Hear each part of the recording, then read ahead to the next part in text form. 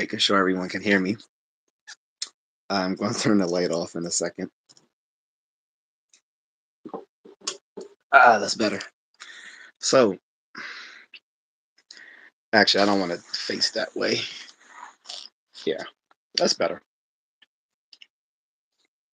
Might turn that light back on. Oh, uh, just to let folks know,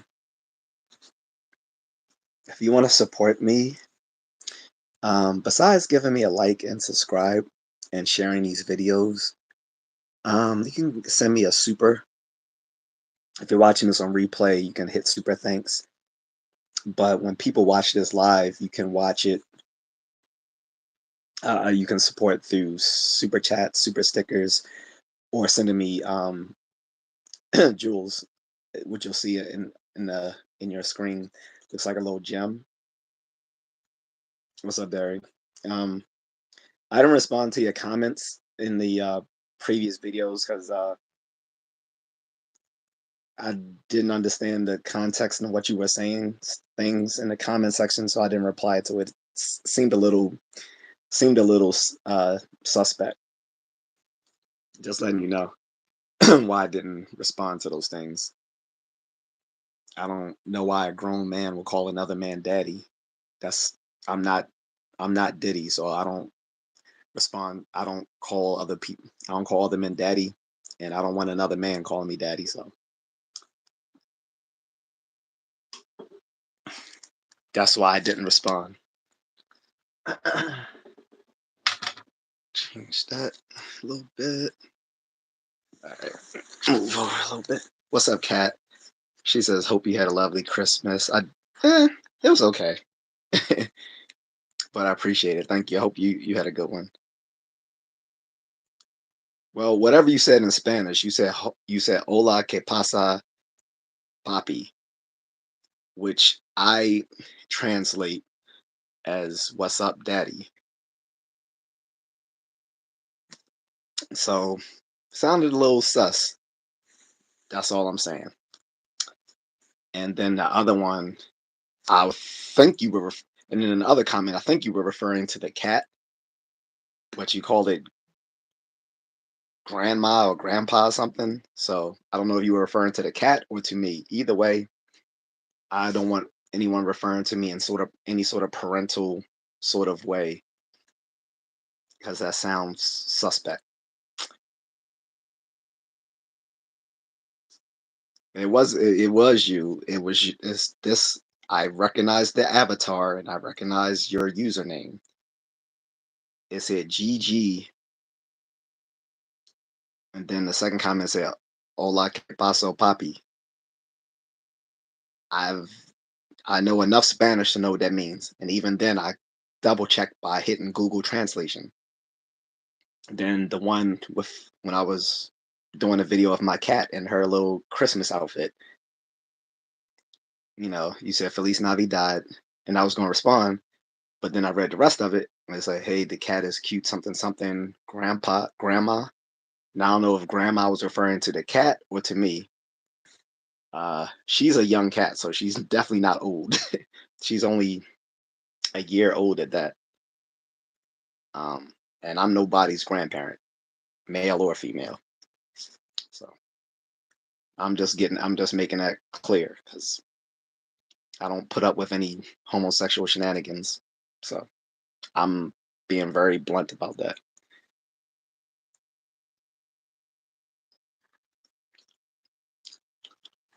Nobody says cats are very mean. Nah, not all of them. I used to think cats weren't really affectionate. I thought they were just pretending to be affectionate just so they can get like food from you or mark their territory. But cats aren't always mean. Cats aren't always mean. They can be affectionate. I like dog. I prefer dogs too. At least, but not attack dogs. I hate people who keep attack dogs as pets. Anyway, um,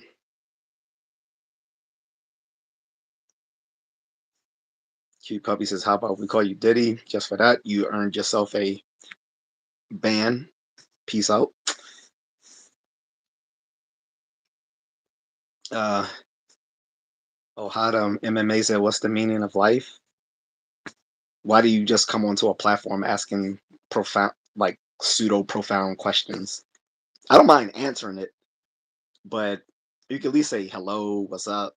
You just come on saying, "What's the meaning of life?" Like someone wants to ponder these little pseudo philosophical questions.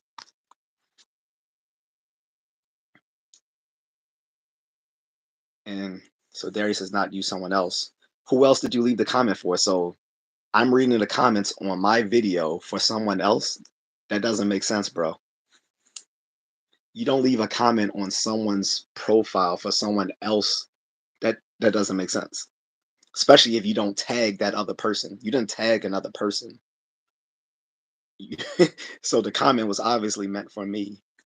That doesn't make sense. You didn't leave it for someone else when you didn't tag another person.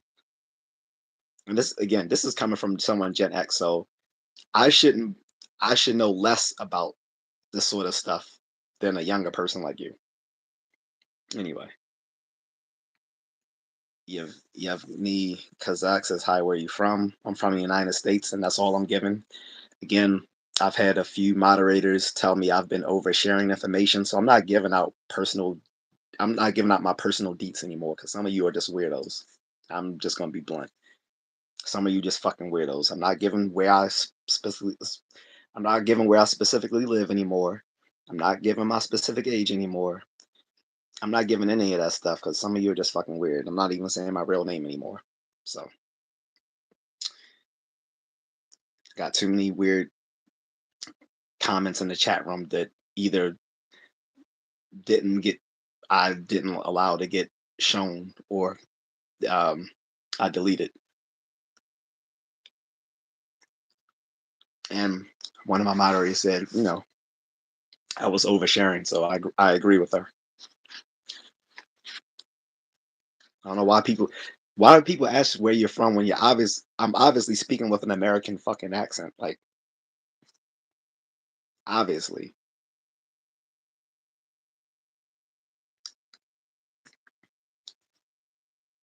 Darius says I meant the cat looks too old to be fair. How? She's literally just 1 years old. Misty is 1 years old. She has a she has gray fur, not from age. That's just the color of her fur. Like the outside of her fur is gray. The underside of her is white. If she was an old cat, the underside would be gray as well. Not just, but it's not. It's just fluffy white. That's just the color of her fur. She's not an old cat. That's just her specific breed. Look,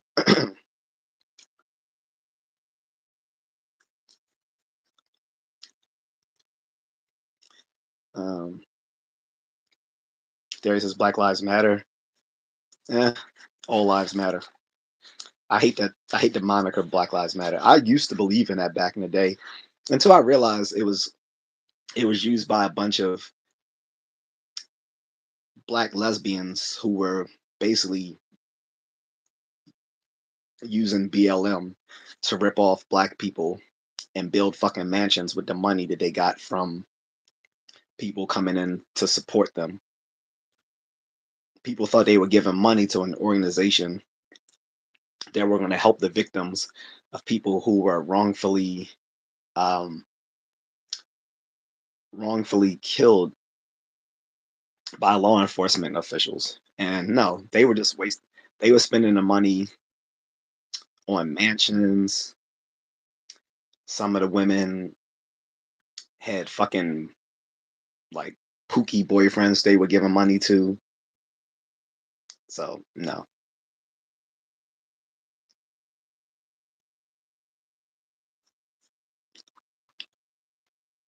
Cat says Catherine says cats are the best. I breed Siamese cats and they are super loving and affectionate. Yeah, they are affectionate. I mean, honestly, I do prefer dogs though. You can do more with them. You can walk you can walk or run with your dogs. They can protect the house. They can protect your children or whatever. Um, you know, you can go play fetch with them. You can't go play fetch with a cat. You could try. Um, but yeah, I do. I like both, but I prefer dogs. Mrs. Contrarian says, "Hello, everyone. What's up, Mrs. Contrarian? Why is he speaking in Spanish? Like, if you were speaking in English, why'd you switch to Spanish? No. You sound like a young person. I'm just saying, don't call me Poppy again. I do not want to hear another male ever call me Poppy.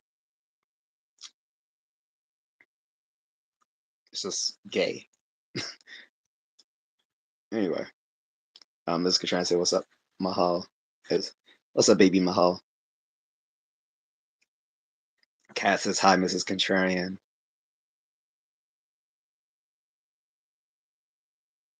GG Gamer says, "Hey, my cousin loves your channel." No, I'm not, and you can bite the big one. So people like GG Gaming and other trolls are the very reason I decided not to do a Christmas live edition because, first of all, I figured if I went live on Christmas, there weren't going to be too many people. Most people are spending time with their loved ones, their friends, and if they don't have friends or loved ones, they're probably playing video games or binge watching something on Netflix or Hulu or something. Um, but the other reason is because I didn't really want to deal with trolls on Christmas. I don't want people ruining my Christmas by being retarded like these people. Not all of you guys, of course. I'm talking about the two trolls that I had to put out. And again, Gen, this message is to Gen Z, not all Gen Z. Some of you Gen Z folks are cool as hell, and I rock with you. Thank you for supporting me. But for Gen Z, understand I'm Generation X. Stop trying these little trolling games where you come here and try to get me to say something I don't want to say. I was raised in the era of The Simpsons, okay, and crank yankers, and people of my generation used to crank call people, where we would literally just call up people and say all sorts of ill shit. Um, Trying to get us to say something stupid on here is not going to work. Like I said, Bart Simpson used to do that on like every episode of the first season of The Simpsons, where he would call Moe's Tavern and try to get Moe to say something stupid to embarrass him in front of the people in his bar, and it's not going to work on me. Like that was my generation. You're trying to pull something that we were privy to 30 years ago. Stop thinking you're doing something new. Some of you Generation Z are so fucking retarded. And I don't care if I lose some of you watching this. I really don't give a fuck. But some of you Generation Z are so fucking retarded. Like you don't realize that there was an era that existed before 1994. Like everything you think you thought of, we've done already. Everything you've thought of, we've already done. So stop trying to stop trying to troll a troll master. Okay, that's my warning. Dion says Gen X. Uh, Darius says he's 22 years old. Yeah, you're Gen Z. Again, don't call another man Poppy. That's gay.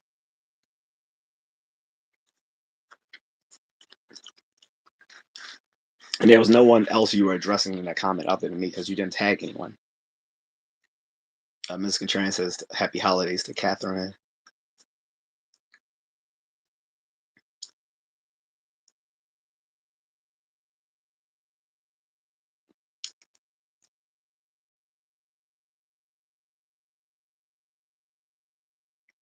Just put dairy in timeout.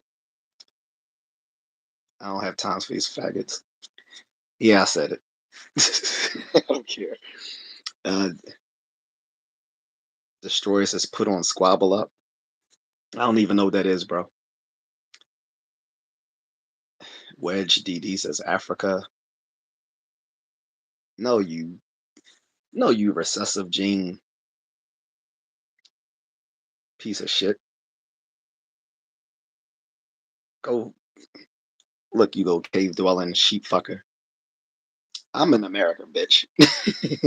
I'm not in fucking Africa. I'm black, not African. And my ancestry in America goes deeper than anyone here to one of the founding fucking fathers. So go suck a dick. Pretty sure you're good at it because your mother was. So was your father. So it runs in the family. Yeah.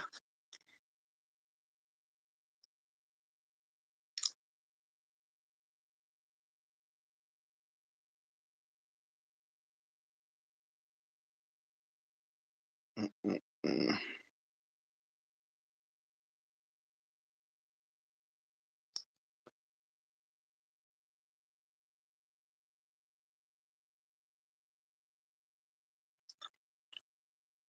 Dirk Diggles says random question. I'll get to it as soon as I see a question. Katniss says, "Why we have trolls in the house?" Yeah, Cat. That's exactly why. One of the biggest reasons I didn't want to do a Christmas live stream. I didn't feel like dealing with trolls on Christmas. And it's almost 12. No, it's past 12. That's why. As soon as it's 12, the gremlins come out. There's a bunch of mentally ill people, Generation Z people, and a bunch of social retards who come out at night because of the anonymity of being behind the screen gives them the boldness they wouldn't have in real life.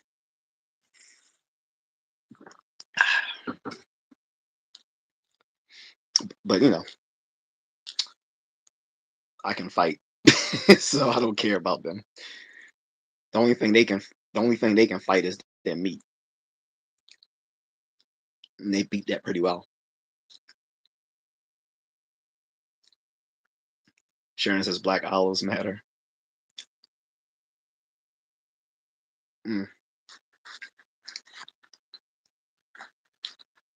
Dirk Diggles says yes, that's correct. Catherine says to Derry, please speak English. Yeah, he kept going on, so I just timed him out. I didn't ban him, I just timed him out. Maybe he'll figure it out. The dude said, please paint your wall. The wall was painted that color. That's not the original color. Um,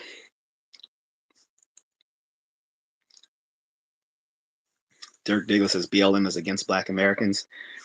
Um, I won't say they're against Black Americans. What I'll say is they take advantage of Black Americans. Like I said, most of the people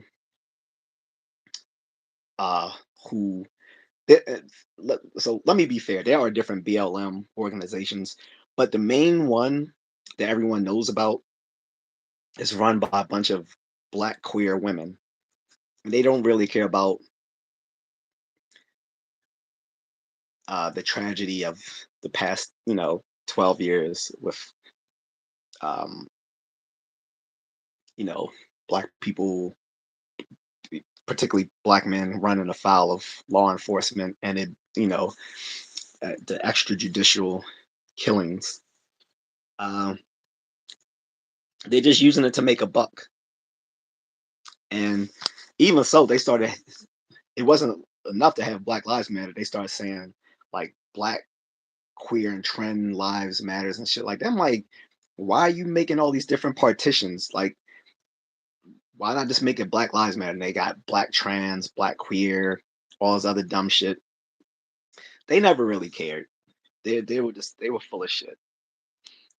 Unfortunately, this was at the height of wokeness, so it flew under the radar until people like Candace Owens and others started doing a little muckraking and found out these people were profiting hugely off the donations that people were sending them. Like they made a big ass mansion in California. Then they opened up another one in Toronto, Canada. So they they're not against Black Americans. They're taking advantage of them, which is I think worse than being against them. They're taking advantage of Black Americans. Uh, Terry says why why you always hating on Spanish. because we're speaking English in this fucking live stream, you dumbass. Well, he's already gone. I timed him out. How you gonna get mad at someone? Like, how you gonna get mad when we're saying, dude, speak English? Everyone's speaking English in this chat room. Why do you like that's stupid? Like, if I go into a so guys, that would be like us, only speaking English, and we go into a live stream where everyone's speaking Japanese, and like say we're like bilingual, right? We know, a good conversational level of Japanese, but we prefer to speak in our native tongue, English. And then we start speaking in English, and people are like, "Can you please speak Japanese? We're all speaking Japanese here." And he's like, "Why are you guys hating on English? We're not." That would sound pretty stupid, right? That's what he's doing. He's fucking retarded, and I think he's gay. Like I said, the dude came into my comments a few days ago saying, "Hola, que pasa, papi?" Dude, we all know what that means. That says, "Hey, what's up, daddy?" Like, who speaks to another man that way? It's gay. I'm sorry. I don't care what you. I don't care how you try to define it. I mean, I don't care how you try to rationalize it. It's gay as fuck. You don't. No one call. No grown man. No straight man calls another straight man daddy. Diddy does it, but Diddy's not straight, is he? When he was sitting there talking to Fabulous like that, like, "Come on, daddy, yeah, yeah," or telling 50 Cent he want to take him out shopping. 50 like, "What do you mean take me out shopping?" He's like, "Get you some clothes and you take me fine." He's, "Man, I don't need you to take me shopping." He's like, "Yo, Diddy is a fruit pop." I'm sorry, guys. I'm eating brownies. Miles says, "Where are you getting the info?" I don't even know what info you're referring to, man.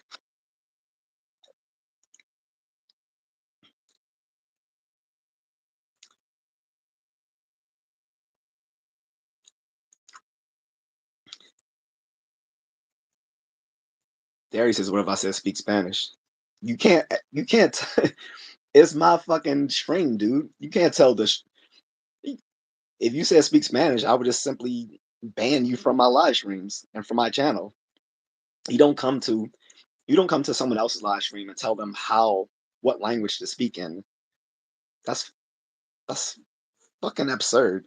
Again, to make the analogy, that's like me speaking English but knowing a passable amount of Japanese, going into a live stream where the content creator is Japanese and everyone in his or her chat room is also speaking Japanese. And I say, "Hey guys, why don't you all speak English?" That would be, that would be not only really obnoxious, it would be really it would be really ethnocentric to think that everyone's supposed to speak my language. So again, Derry probably won't be in the next live stream. And if he comes back with the same bullshit, I'm just gonna ban him. I don't like soft. He's the very representation of what I mean when I talk about Gen Z being fucking retarded. So my apologies to all you other Gen Z people who are cool, but he's not. Dirk Billigan says pets respect you. Ronald Ray says that would be anti-black. Huh? I don't know what you're referring to. Again, Black Lives. I don't know if you're referring to me or what I said about Black Lives Matters, but again, Black Lives Matter. I'm not making the shit up. You can look. You have a device in your hand that has all the world's knowledge accessible to it. Do yourself a favor, go to Google or Bing or Ask Jeeves if you still remember Ask Jeeves or any of the other internet search engines and look this stuff up. They have the people behind Black Lives Matters has faced a bunch of legal scrutiny for ripping off the very people they claim to be supporting. I don't care if you don't like it. No one said that. No one said that facts or reality in general is supposed to be comforting to you. Reality is not comforting. It is what it is. And the facts of the matter is the people behind Black Lives Matter are mostly a bunch of black queer women who have been fleecing the community. I don't care if that hurts your feelings. Facts don't care about your feelings. They are a bunch of female con artists. And these bitches are weird. Like I knew they were on some bullshit 3 years ago. I'm on the black I used to follow them on Instagram and Facebook and all that. They had up a video of a bitch twerking in front of the Martin Luther King Memorial. And if people think I'm lying, go look that up. I'm pretty sure you can still find it somewhere. I don't even think they took it down from Instagram because they were defending it, saying that they were showing that this was an artist. They were trying to they, and I'm not kidding. They were claiming that this was representing like in an artistic way, like an expression of black power and stuff like that by this woman expressing herself physically in front of the Martin Luther King Memorial. This bitch was literally just twerking in front of the Martin Luther King Memorial. Twerking. And I'm not joking. That shit was all they had was a whole bunch of people who supported them that was on that Instagram video. Like, what the hell are you guys doing? This is disrespectful as hell. And this is not a flex. This looks bad upon the culture. And this is something that's very problematic with black women generally. They've been for the past for the past 20 years they've been glorifying hoe culture, 304 culture, whore culture, whatever you want to call it, ratchetness. Because this wasn't the only time. So there are um, in West Africa places where they still have remnants of the slave ports for the transatlantic slave trade. They have these fortresses, these fortresses still up as historical sites that you can visit.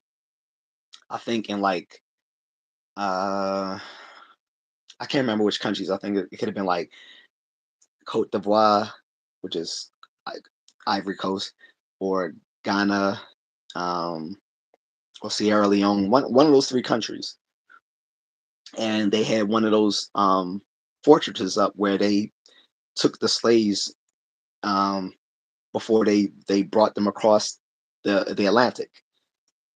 And I swear to you not, it was two black women, black American women, not African women, two black American women sitting there fucking twerking at the fucking slave trading post to show how they were fighting against the history of oppression and slavery by twerking.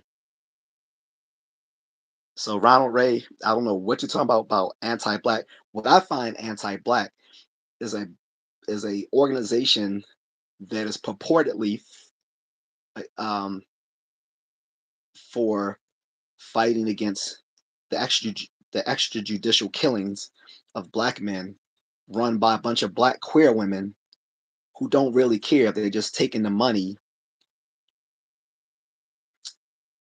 and pocketing it. If you think I'm cap, if you think I'm making this up, do your due diligence and use Google and fact check me.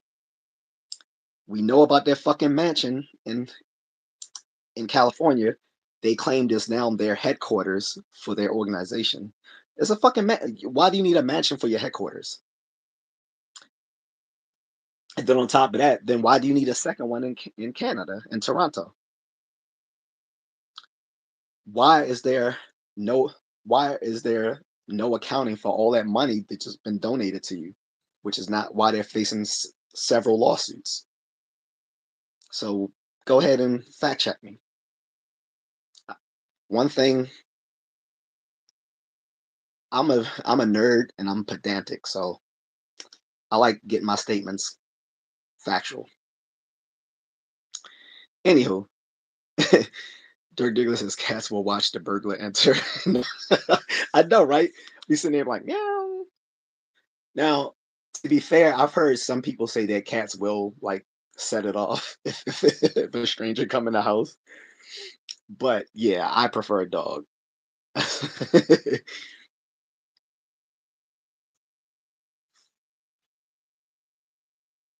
What's this guy say? Are you poor? No, your mother is. That's why she used to suck my dick every day for $5 a pop. Shout out to Camilo Jimenez. Now, shut the fuck. And matter of fact, with a name like Jimenez, you should shut the fuck up before I call ICE on your dumb ass. I'll give ICE your ISP address, your IP address. Tell them you're one of Trinidad Aragua. Fucking piece of shit. They want to see how poor I am. When dumbass gets deported. You're gonna be sounding like that Sean Paul song. Deport them.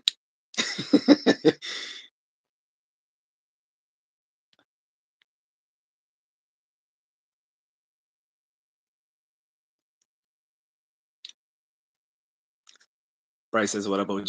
What's up, Bryce?" Ronald Ray says, Sagittarius energy. First of all, dude, I'm a Libra. Actually, I'm not even a Libra. No one's the right horoscope. Anyway, and dude, men should not be quoting horoscopes. That's so effeminate. I'm not trying. I'm not trying to go there, but another man quoting horoscopes is really. I'm. Uh, I'm not trying to. I'm not even trying to be like Andrew Tate or nothing. But that's effeminate as hell. Is another man talking about horoscopes, like stuff like astrological signs. First of all,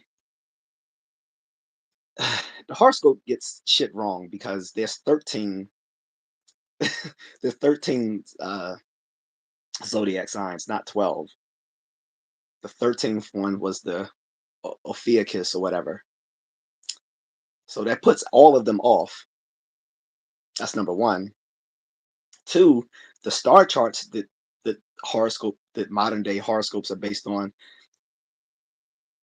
is outdated because it's using a star chart of the sky that's like off by like 2,000 years. So all of those all those constellations are in different positions now. So all that shit is out of whack. And then third, again, grown men should not be using horoscopes to ascertain people's behavioral dispositions. That's some female shit. I'm just gonna put it out there. So whatever. Bryce says, "What's the vibe, yo?" Nothing. So this is just my little holiday live stream. Ask me anything format. Usually, on most days, I have a particular topic. The particular topics I've been focusing on recently are geopolitical discussions, but because of the holidays, I was gonna push that aside. Probably by tomorrow, assuming I live stream tomorrow, I'm gonna go back to my geopolitical discussions. Up until New Year's, then I'll do like a different one with New Year's Eve, whatever. But right now I'm on geopolitical discussions. But today is, excuse me, let me get some water.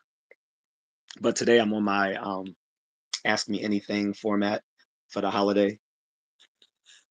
Because I didn't see any point in jumping into any sort of heady global politics discussion during the holidays, even though it's no longer a holiday. Well, technically, it's still we're still in the midst of Hanukkah and Kwanzaa for the 10 Black people who actually celebrate Kwanzaa. I said that on my YouTube short if people want to look at that. But let's be frank, most Black people don't celebrate Kwanzaa. It doesn't even make sense. Like Kwanzaa was created in 1966 by some African American study scholar, and all he did was plagiarize Hanukkah. I mean, he even stole the fucking menorah from Hanukkah. It's a menorah without calling a menorah, and then he just changed all the different days to Swahili terms. First of all, Swahili isn't look. Black Americans descend from the ancestors of people from West and Central Africa, whereas Swahili is an East African language, which doesn't so that doesn't even make sense. And again, and then Kwanzaa again st- basically plagiarizes Hanukkah, even the fucking menorah. Like no one, you're not fooling anyone. Everyone can see this is like a menorah. You're just using red, black, and green candles. It's a menorah. Come on. No one was look. No one was practicing in that in West and Central Africa. They weren't even practicing it in East Africa. Majority of people in West Africa, both our ancestors and the people currently living there, are either Christian, Muslim, or they practice traditional African religions like the Yoruba or Orisha or the Vodun. No one practice. No one celebrates fucking Kwanzaa. It's a fucking made up pseudo political holiday by some African American studies scholar. And anyone who majors in anything that ends in the word studies is a bullshit major. Family studies, bullshit. African American studies, bullshit. American studies, bullshit. Gender studies, bullshit.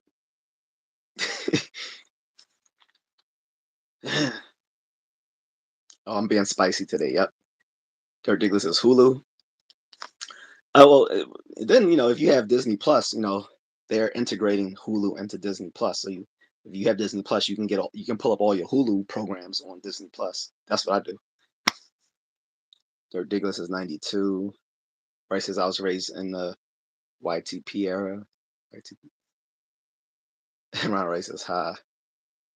Bryce says dinner. No, this is just a snack. It's midnight here, past midnight. Dirk Diggler says, is your refrigerator running? Better go catch it. Funny, I think. Cam Collects 12 says, can I get a shout out? Well, that was it.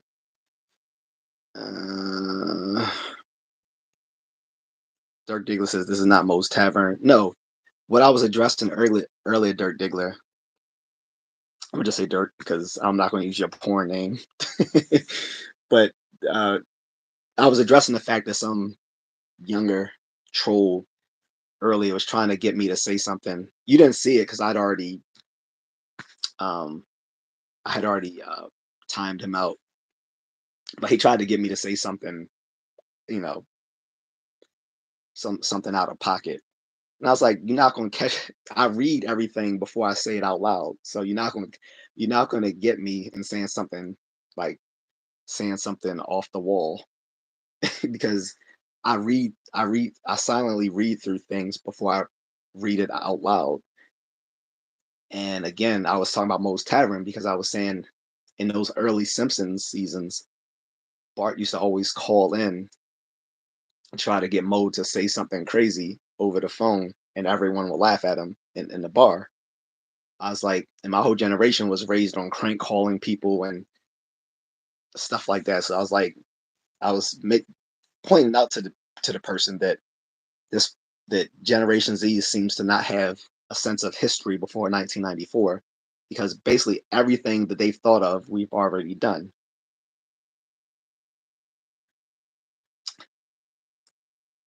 You know, not to mention there was a recent Simpsons episode where Moe actually pranks Bart, which is hilarious. That just a few episodes ago. This season, yes, Simpsons is still on after like 30 plus years, but Moe actually pranked Bart this time.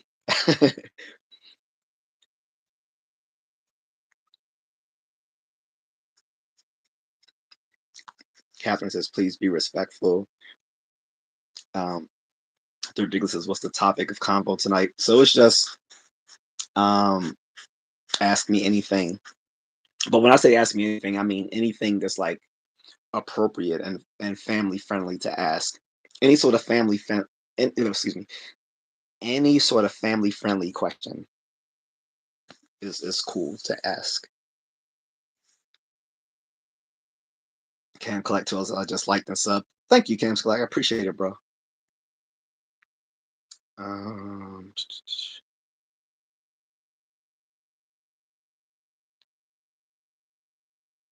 Cat says like, share, subscribe, buy, and share in a coffee or drop a super chat. Thank you, Cat. Cam says, "Are you a football fan?" Nah, not really. I used to watch it when I was younger. When I'm a teenager or whatever, I'm watching it with other people. But I never really just watched sports. I'm a nerd. I never really watched sports. The closest I watch to sports is like boxing.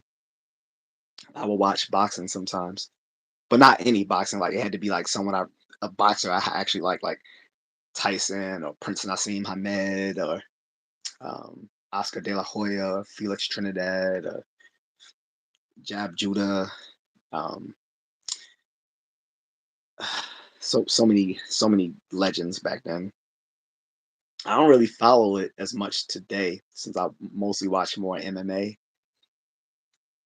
And it's like, and the only time I really hear of stuff is like Jake Paul. So, and I can't stand him. And he's a fake boxer. Um,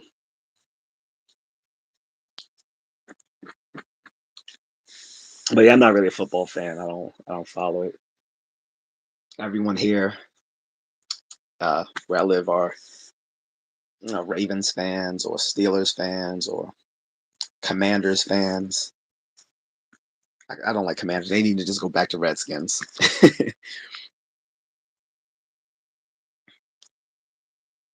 Miguel says, "Good evening, happy holidays." Thank you, Miguel. Happy holidays to you as well. Thank you. Cass says, "Dirk Diggler, ask me anything. Christmas edition." Yep. Liam says, "Oh hey fella, hope you had a good festive period." What's up, Liam? Yeah, I'm doing all right. Saltwater thug.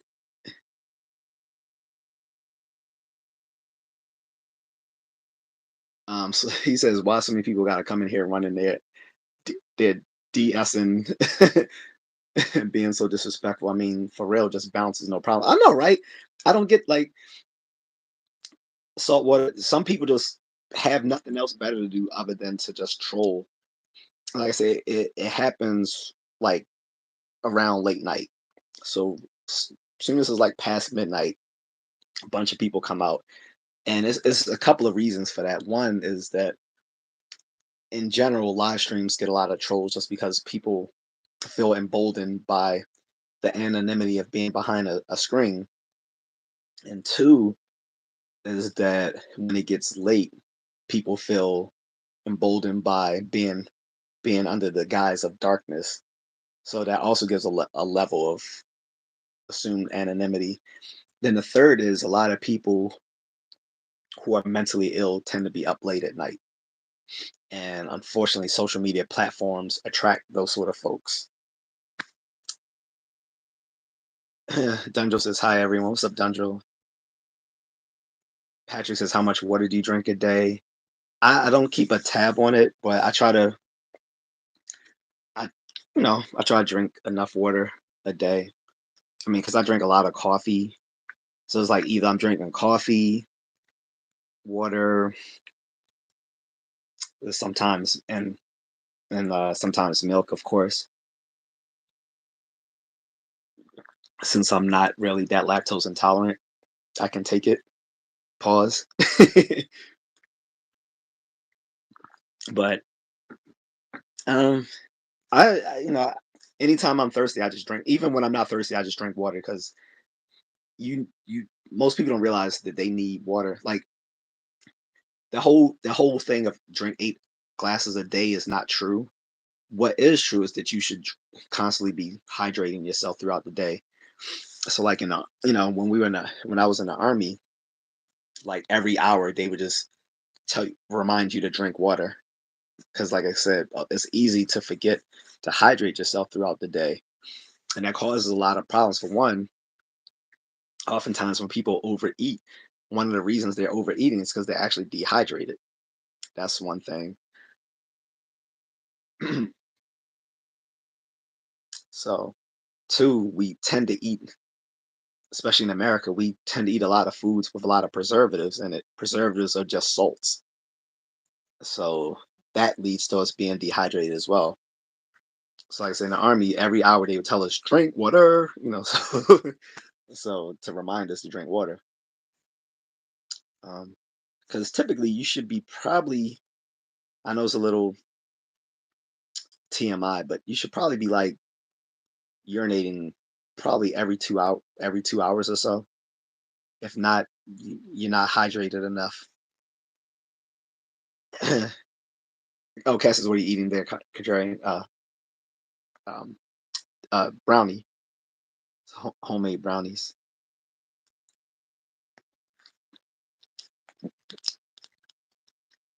I wish it had nuts in it. Pause. Like the kind with the walnuts. Pause. Liam says, "What has happened?" He said, "There." Uh-oh, I just lost. Oh, dang, where? Sorry, I just lost the message. I gotta scroll all the way up. Mm, hate when that happens.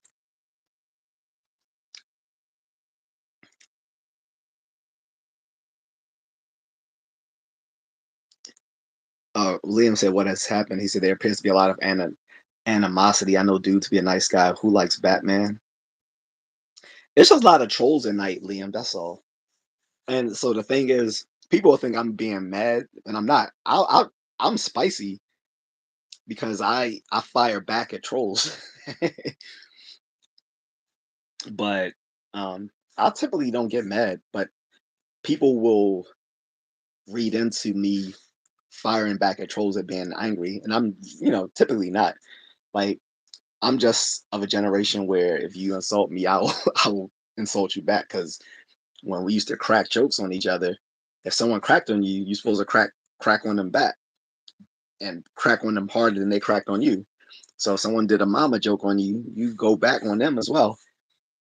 They'd be like, "Oh, your mama such and such." Be like, "Oh, snap. Oh, you talking about moms. I know you ain't talking about moms." You know what I'm saying? I was like, the only reason I'm not your daddy is because the monkey beat me up the stairs, son. So that's how we used to go. So that's what I'm used to. Like if people troll, it better be funny because I'm gonna go back at them. If not, uh, John Bond says as a white liberal tactic, pseudo racism. They want to divert attention from black people to gays. Well, if you're referring to the BLM thing I was talking about earlier, John, well, I don't know if it's a white liberal tactic. I would say it's that little. It came all under the time of that wokeism.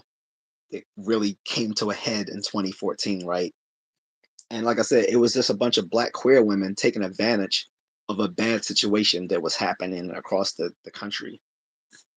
You had a bunch of um, attention given to extrajudicial killings of black men. The funny thing is, if when you actually look at the crime stats, right, it's actually been more extrajudicial killings of white men than black men, if you actually look at the stats. But the the ones with the black men stand out more because people will assume that it's a racial thing, and sometimes it is, but it's not always a racial thing. It's usually dealing with um, um, poorly trained officers, with hostile hostile suspects, um, people with priors, and not to mention um, when people answer have to go to a house on a suspected DA charge, domestic abuse charge. Uh, Cops are really revved up in those sorts of scenarios because those are the most high likely incidents of a cop being killed is when they answer a DA call. So they tend to get really revved up on those. Or if someone tries to, or if someone calls up a, uh, um, what do you call those, those calls when people call up mm, the, I forgot what they call it, but when the police that handle the crises, and people will call these up on someone, so they come charging in. But anyway, getting off of all specific instances, um, yeah. So it brought to light a lot of extrajudicial killings around 2013, 2014, 2015. But like I said, the funny thing is, well, not the funny thing, but the ironic thing is when you look at all the incidences of extrajudicial killings by law enforcement officials, it was actually more white men killed than black men. Not to say that it's still not a problem that these black men are being killed, because it is, but BLM didn't really care. And I don't know if it was a white liberal tactic. I think it was just a bunch of I think it was just a bunch of asshole women taking advantage of a bad situation to come up on some money and then pretend they doing something when really the only people they're looking out for are other black queer women. So I don't, but forget them. They lost a lot of credibility in the black community ever since it came out that they was pocketing a lot of the donations they were receiving. So silver lining, right?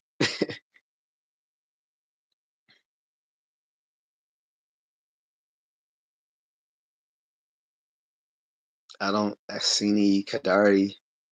I'm not exactly sure what you're saying, man. He says hi, brother. Freeman, no Occidental, economic slave. God bless American black people, everybody.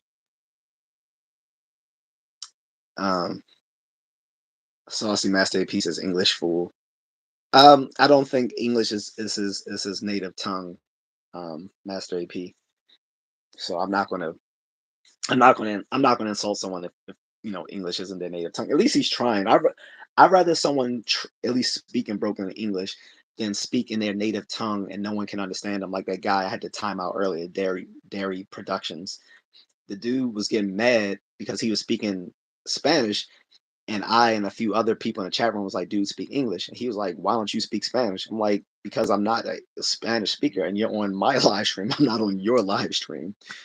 I was telling him that's so absurd. That would be like me going to a Japanese content creator live stream and demanding that that content creator and everyone in that chat room speak English because that's my preferred language. Right. So at least this guy is attempting to speak English. So I can't knock him for that. But I don't fully understand what he was writing. Um, Irish Pablo says hello from Dublin, Ireland. What's up, Irish Pablo? Cass says Liam. We have heaps of trolls, right? Master P says, LOL, all these dudes real. He said, I'm here for the free speech. Oh yeah, I definitely keep it a buck, man. Like this is one of the reasons why I started this channel is because I had a friend that says, man, you always are really blunt. He said that would make for a really great channel. When he was like, you should do it. I'm like, what? So he tried to get me to do this for like a year. Then finally I tried it 2 years ago and I started doing it. And I didn't take it seriously at first. But he was like, "Yo, it's actually pretty funny." He said, but I was like, "I'm not trying to be funny." He was like, "I know." He said, "You're just being honest." He said, "But that's what makes it funny because you're just like speaking your mind unfiltered." I'm like, "Okay." So, um, Master P says, "No, did he be?" Yeah, no, yeah, of course. Uh, Armor Ghost says a lot of folks call LeBron king. Well, okay, he's not. Um, once he, let's see him talk once he gets 6 rings. And like my father told me at the end of the day, he was like, and this is before the era of LeBron, by the way. This is the era of Kobe. And my dad was like, at the end of the day, show me. He's like, show me how many rings you got. And I was like, I didn't disagree. I was like, you're right. And then people always like, well, if you go by rings, then actually it's so and so who's the GOAT, not Jordan. I was like, I'm cool with that. But besides that, people always say the GOAT is it LeBron, is it Jordan, is it Kobe?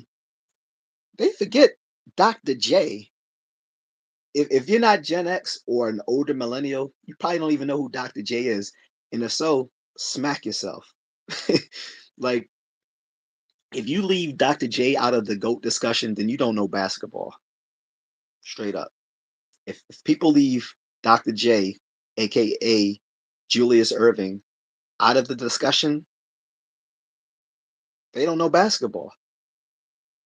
Like, if you just go from Jordan to LeBron, you don't know basketball. Especially if you forget Kobe in between Jordan and LeBron. I put Kobe over LeBron. Kobe didn't have to go to another team to get his 5 rings. And LeBron still hasn't gotten 5 rings. Stephen Curry is caught up with him.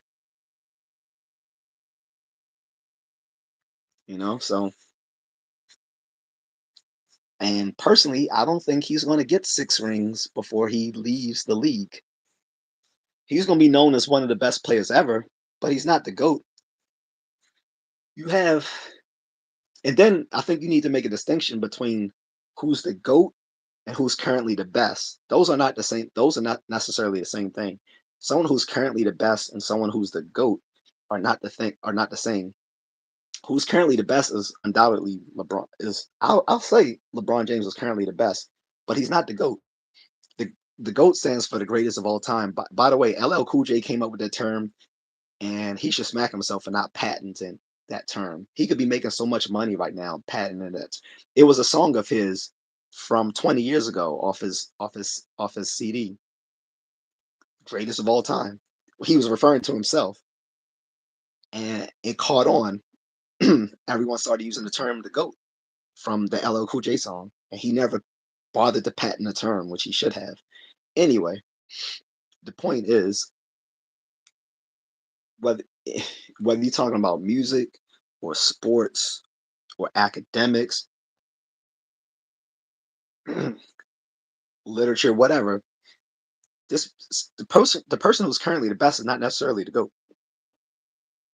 The GOAT is who every the the GOAT is the person by whom everyone else is measured, right? So the person who's currently the best may actually be better than the GOAT in some respects. But at the end of the day, the GOAT is who everyone is measured by. So when everyone says who's the GOAT, like say referring to basketball, right? They're always measured by their by their resemblance to Jordan. The fact that whoever is considered the GOAT, or I would say currently the best, is measured by how much by how good they are compared to Jordan, means that by definition Jordan is the GOAT, because he's the one that everyone is measured to say who is and who isn't the GOAT. So even if LeBron is technically better in some respects than Jordan was in his heyday, Jordan is still the GOAT because he's the one to which everyone else is measured to say that they're the greatest. In boxing, I would say that's Muhammad Ali. Like, when people refer to who's the greatest, they usually like the often is by their verisimilitude to Ali, usually. I mean, it's arguable it could be someone else, um, like maybe Rocky Marciano or maybe Tyson. But for the most part, I'm going to say it's Muhammad Ali. Besides that, Rocky Marciano had a bad habit of fighting really old boxers. Sound familiar? Jake Paul. But no, at least Rocky Marciano was actually a real like flesh in the blood boxer. Jake Paul will never be that until he fights a boxer who's currently ranked, currently ranked under the age of 40. Fuck it, no, under the age of 30, currently ranked and they're ranked in boxing, not in basketball, not in MMA, in boxing, not in female boxing. No, like until he does that, he will never be respected as a legit boxer. Can he box? Yes. Is he a good boxer? No. He's not. He's fought like one like genuine boxer so far. I'm not talking about Tyson. I'm not saying Tyson is a genuine boxer. I mean like a current, like a legitimate current boxer. And that dude was a scrub. So anyway, I know I'm going way, way off topic. The point is, as far as calling LeBron King, they can call him whatever they want, but he's not the GOAT. I'm gonna give that to Jordan. And if I'm really picky, I might say it's Dr. J. I'll say Dr. J or Jordan before I say it about anyone else. Anyway, Irish says, "Is it bad to call your father daddy?" He said in Ireland, lots of people call their father dad. No, I don't. I mean, it's an individual thing. I call my father dad, but I haven't put the daddy part in it since I was a teenager. Like, once you become a teen, I mean, at least American males, like typically they don't say daddy. Like once they get older, they just say dad, or something like that. I mean, but when it's your actual father, no, I don't. It, I don't think it's a bad thing, especially if it's a cultural thing. Like you said, if if if it's Irish custom to call their father daddy, I don't see a problem with that. But again, it's a matter of custom. What I was saying to that guy earlier is that you don't call another grown man daddy or poppy when they're not your father. That I was like, you know, that's that's some Diddy stuff right there. But no, I don't. I mean, I can't. You know, I can't criticize something that's a part of someone's culture. What masterpieces? What kind of brownies? Just regular. I don't know, Duncan Hines. There's nothing in it. I don't do drugs, bro. I don't drink. I don't smoke. I don't use any sort of recreational drugs. The only drug that I use is coffee. That's it. These are not hash brownies or anything like that. Just regular brownies for the whole family.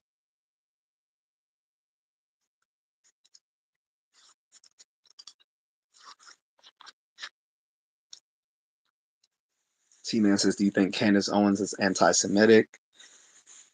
Um, a little bit, yeah, but she's using that now to actually troll people who are calling her anti-Semitic. No, what I will say, she's taken some really bad stances on Israel. And the fact that she's in that conservative talk space, she's going to lose a lot of support. That's why she got fired from the Daily Wire. A lot of people in the Daily Wire support Israel, like Ben Shapiro. He's not the head of Daily Wire, but he's one of the co-founders of the Daily Wire. And a lot of people in the Daily Wire have a pro-Israel stance. So she had already done that dumb shit with Kanye West a few years ago. Then her supporting of Palestine over Israel was just a bad take on her part. And her problem is she thinks she's more clever than what she really is. I mean, I think that's a lot of people's mistake, is that they think they're more clever than they really are. Um, like I said, I don't think she's like I don't think she's anti-Semitic per se. She might be, but I'll say that her current stance in this is Israeli versus Hamas situation, this Israeli Hamas war. I think her stance is anti-Semitic. I can't say that she herself is anti-Semitic, but I think her stance on the war is anti-Semitic. If you know if that makes sense. Um, Master AP says all you say is no. LOL. I don't think so. See, that wasn't a no.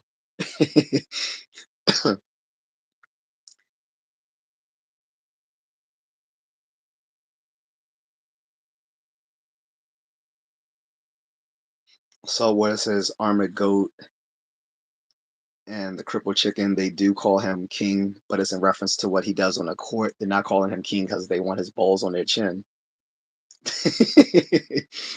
I hope not. Um, Irish says you said this analogy just a minute ago.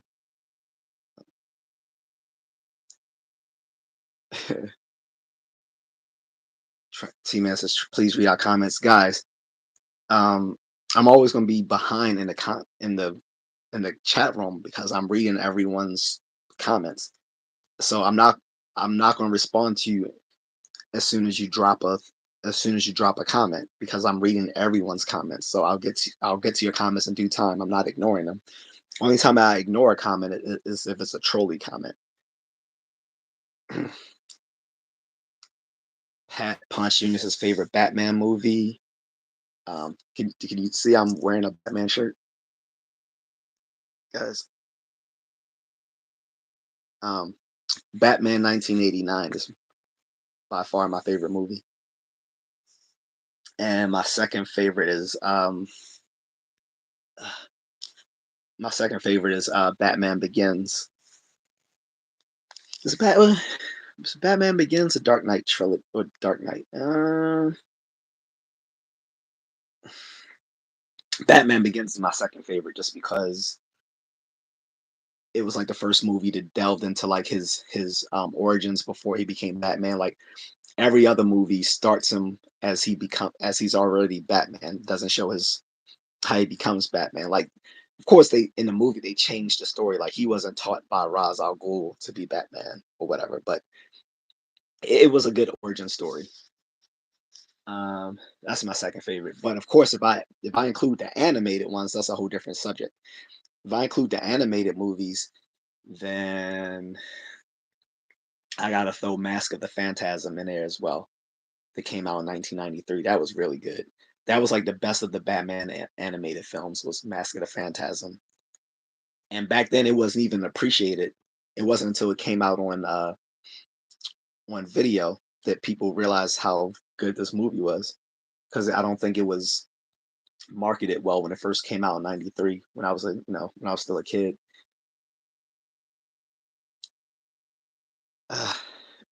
Uh, Irish says I'm a millennial.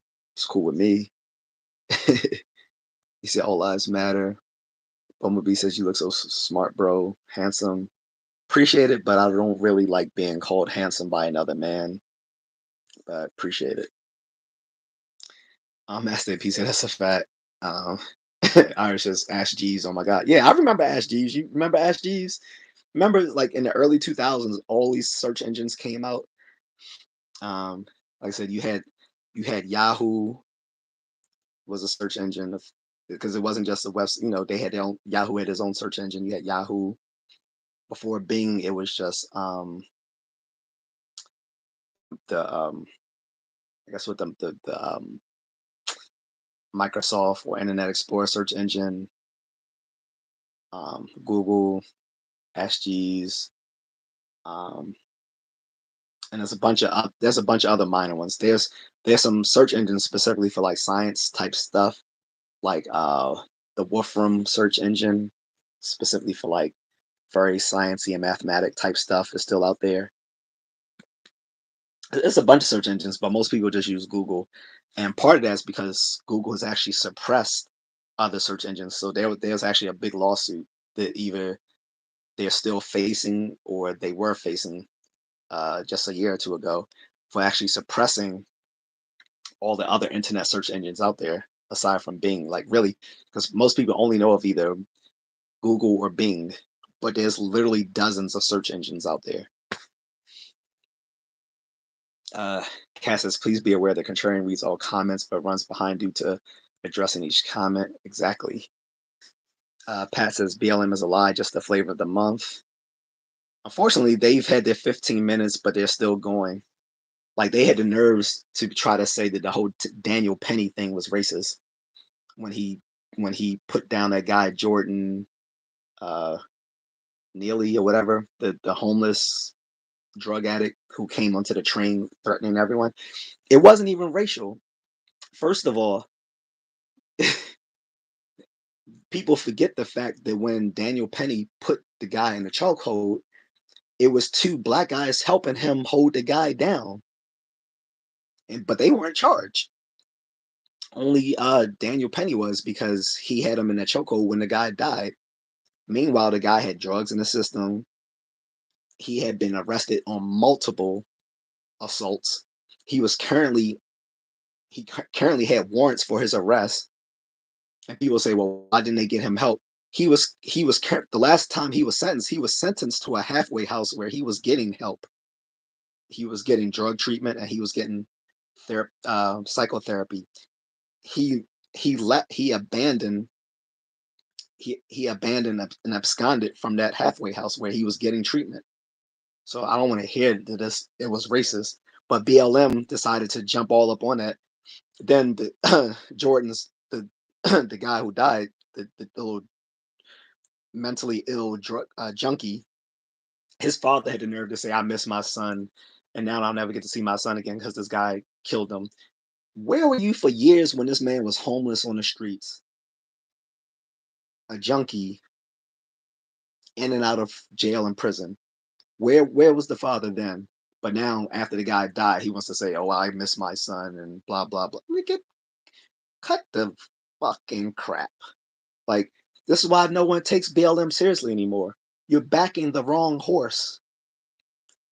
Just because a white guy went to the rescue didn't mean he was the bad guy. Especially he had again, it was two black men assisting Daniel Penny. If people remember the facts of the case, it was two black men helping hold Jordan down while Daniel Penny had him in a chokehold. The only the only gripe I had with Daniel Penny is he held the guy in a chokehold too long because anyone who's trained in martial arts, particularly in submission fighting, knows it only takes a few seconds to put someone in a rear naked choke before they pass out. Besides that, I don't really have a. I think he was a hero, and we're seeing the repercussions of this. You notice there's a whole bunch of incidents happening in New York City right now. You just had the Guatemalan illegal immigrant light a homeless woman on fire, and no one did anything about it. You know why? Because no one wants to step up to help anymore because everyone thinks, hey, if I step up to help, they might arrest me too and charge me with a crime. So this is what's going to happen in New York City and in other major cities across the country. No one's going to step up to help. When they see if someone steps up to help, they're going to be called a vigilante and a criminal and process. Because guess what? Even if you even if you beat the case like Daniel Penny did, that's still part of your permanent record. When you get arrested, even if they let you, if you get arrested, even if they later on decide to let you go, or you take it to court and you get acquitted, that's still on your permanent legal record. So you have to answer for that whenever you looking for a job or looking for a new residence. Who wants to go through all that to save another person when they're when you're going to be punished for help for doing the good deed?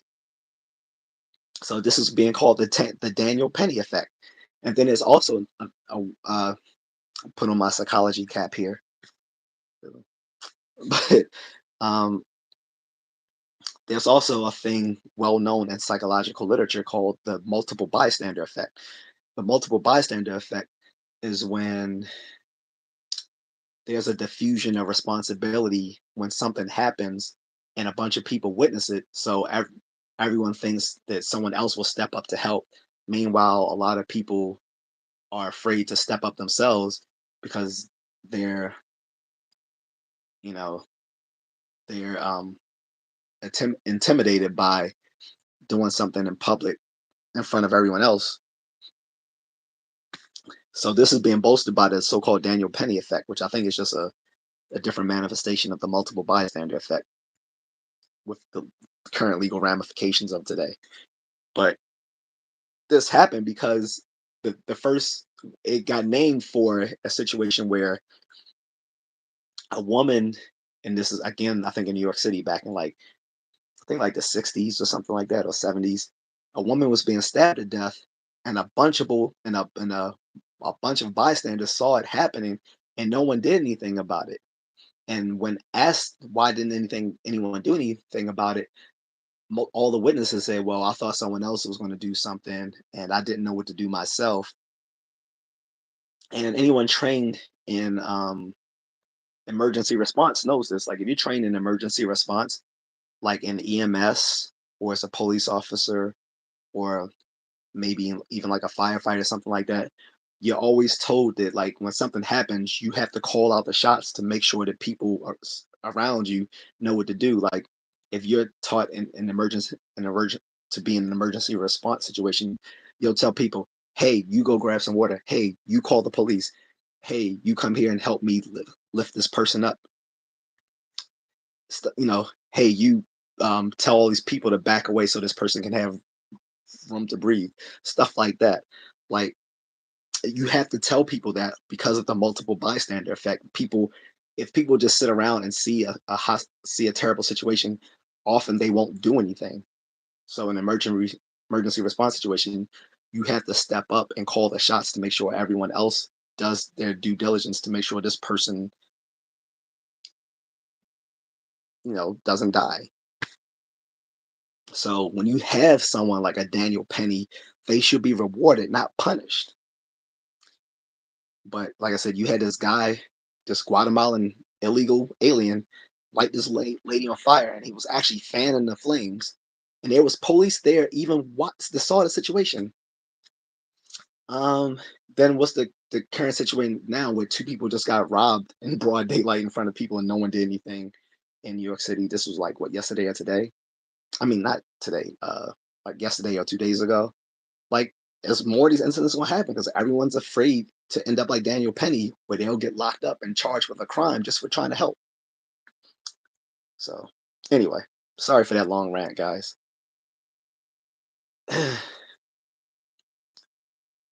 YYT says A. Liam says that Pat Ponce, 1989, Batman closely followed by The Dark Knight for me. Good choices there. Master P says all this shit was public too. He said facts. Yep.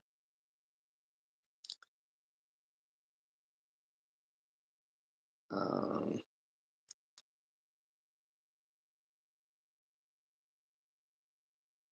Passes Forever and Begins are special. Eh, Batman Forever. You, um, so you're talking about the one with the dude playing the Riddler. Why can't I think of his name? You know what I'm talking about. That one wasn't bad. It came out in 1995. That was the Joel Schumacher movie. It wasn't as bad as Batman and Robin, but it's still by today's standards, it's not really watchable for me. Like, I can still watch Batman 1989, and I can watch Batman Returns. Forever, Forever wasn't bad because you know for what it was. I mean, it was campy as hell, but the funny thing is when it first came out, and I think I was like 17 when it came out. My father's like, "Oh, this might be too grown for you." I'm like, and I watched the movie. I'm like, how does he think this movie is too grown for me? Like they were. I was like, Batman was literally killing people in 19 in the 1989 and the 1991 movie. Like he literally handed that guy a bomb, then looked up and smiled at him and walked away when he blew up. Like i- in the 1989 movie, the dude had machine guns in the Batmobile, shooting people down as he broke into the uh, the the chemical laboratory to stop the Joker from putting out those chemicals to poison the entire city. He was literally like shooting people down.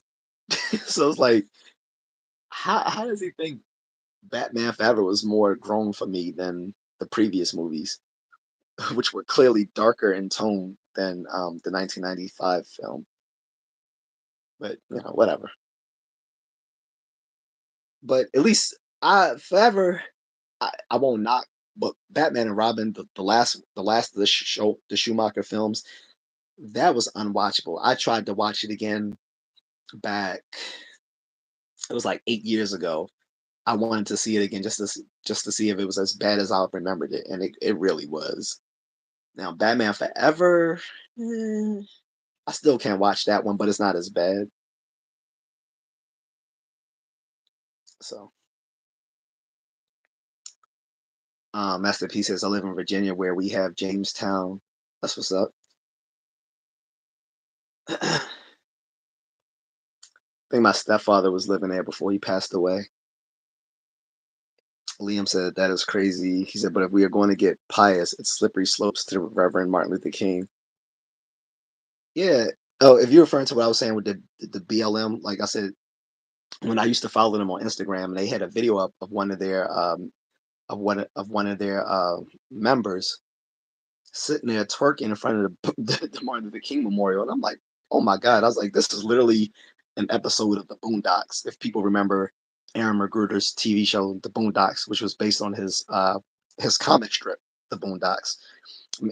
By the way, The Boondocks originally was a comic strip in the University of Maryland campus newspaper, The Diamondback, because Aaron McGruder is a fellow University of Maryland alum like myself, and he first started the Boondocks as a comic strip in the Diamondback campus newspaper. Shout out to to University of Maryland College Park. And after he started the comic strip in the Diamondback, it became nationally syndicated across the country and in big name newspapers all over the country. But the funny thing was, it often was put in with political satire, though, like because of the topics he brought up. It wasn't seen as just like a regular comic strip, like the Peanuts or Garfield or anything like that. It was actually um, put in the political satire um, category with stuff like Doonesbury. If you don't remember who Doonesbury is, don't worry about it. You're not If you're not like an older millennial or Gen X, you probably never heard of Doonesbury or most of these other comic strips. I used to read those in the newspaper.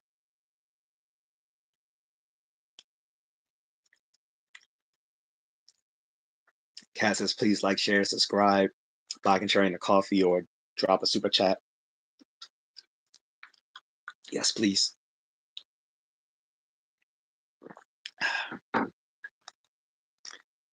Masterpiece says, I got some neck from a fine Caucasian woman at the cotton field. I don't know what to say about that one, bro. I mean, you want them dudes like, hey, if it ain't snowing, I ain't going. We just had to. My friend and I just had to let Catherine know what a snow bunny was. So hey, if you like the snow bunnies, it's all good. I'm all about the rice bunnies, and yes, I invented that term, rice bunnies. So if you ever heard the term before, just know that I actually invented that term, and I'm not lying. I challenge anyone to say that they've used that term or heard of that term before 2011, when I actually invented the term when I was a library clerk.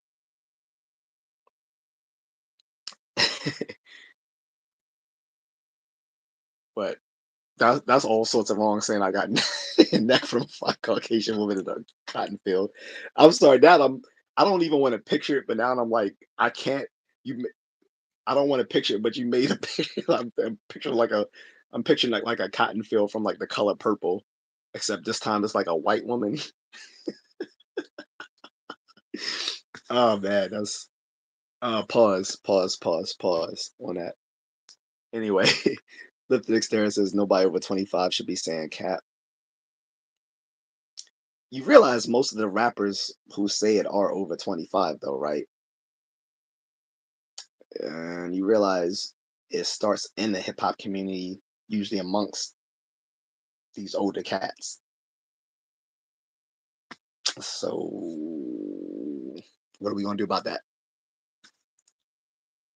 Are we gonna be are we gonna be slang police now? Every like almost every term was slang at some point.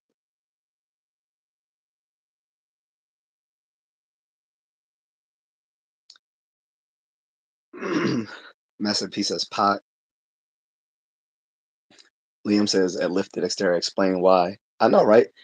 Most of the rappers use these terms all the time, and most of them are decidedly above the age of 25. Decidedly. Here's the thing: once people of a certain age start using those terms, they're already outdated anyway.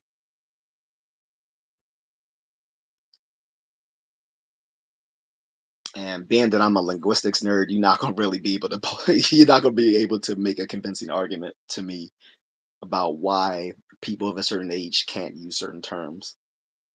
Because again, I'm a linguistics nerd, so you're gonna have a hard time convincing me of that one. Like that was my third major, so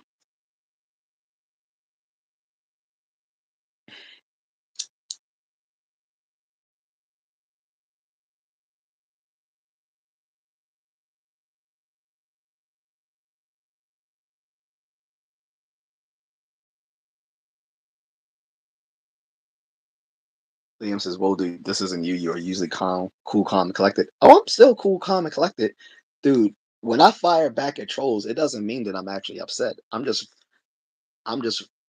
reciprocating that energy in a very Newtonian way. See, that sounds like me, right?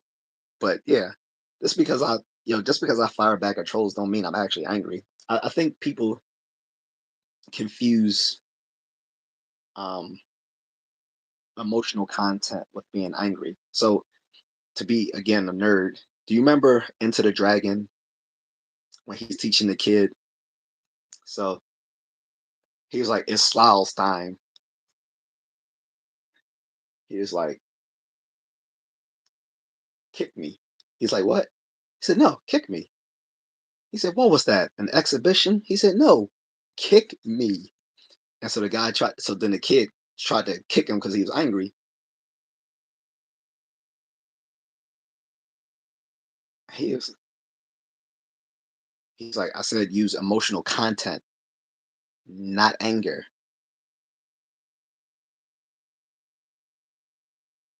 And the kid still didn't get it. He's like, "It's like a finger pointing its way to the moon." He was like, no, you concentrate on the finger, you'll miss all the heavenly glory." He was teaching the kid. So if I bring this to like fighting for a minute, like practice sparring or whatever, not fighting, but like when you're practicing, you use emotional content. You're doing it with a purpose, like you're actually trying to hurt the person, but you're not actually angry. You're just channeling that emotion, if that makes sense. So if I'm if I'm cracking, so if someone trolls me and I crack jokes at them, it doesn't mean that I'm actually angry. I'm just reciprocating the same energy. I hate saying energy because that's such a. But anyway, like if someone tries to disrespect me, if they want this, I'm a crack slick on them. It doesn't actually mean I'm angry. It just means, hey, I'm firing back at you because you know, If you jab, I cross. That's how I am, both verbally and physically. I'm a pugnacious person. So if someone takes jabs at me, if they take verbal jabs at me, I'm gonna do verbal crosses. If someone physically jabs at me, I'm gonna physically cross at them. It doesn't mean I'm actually angry at them. It just means that I'm not gonna take any disrespect. But it doesn't mean I'm actually angry with them, Liam. You know what I'm saying?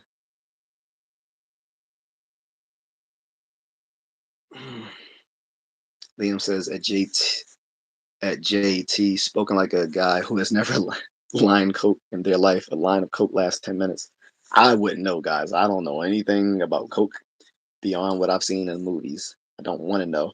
Well, I saw these two white dudes smoke crack before, but other than that, I don't know anything about it.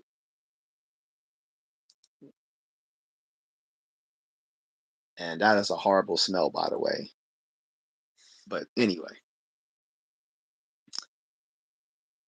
T man, why are you still saying please read our comments? Both I and my moderator already explained to you that I'm going to be behind in the comments. Why do you keep saying that? It means either you're not paying attention to what we're saying to you, because I'm saying it for the second time, and I already said it 20 minutes ago. And also, my moderator, Catherine, also told you as well that I'm going to be behind in comments. She was responding to someone else, but I'm sure you should have seen that as well. If not, that's just your problem. Sorry. You can't rush. If you want me to answer specifically your comment, then drop a super chat. But you're not going to make me um, ignore everyone else's comments just because you're too impatient for me to get to your comments. Again, if you have ADHD, that's kind of your problem, and your parents' faults for keeping you behind this TV screen before the age of 6, so you don't have an attentional span. But in any case, if someone wants me to go directly to their comments, then you'll drop a super chat. If you're not dropping a super chat, you'll just have to let me go through all the comments in due order. I think it's only I think it's only fair that I go to each comment in order.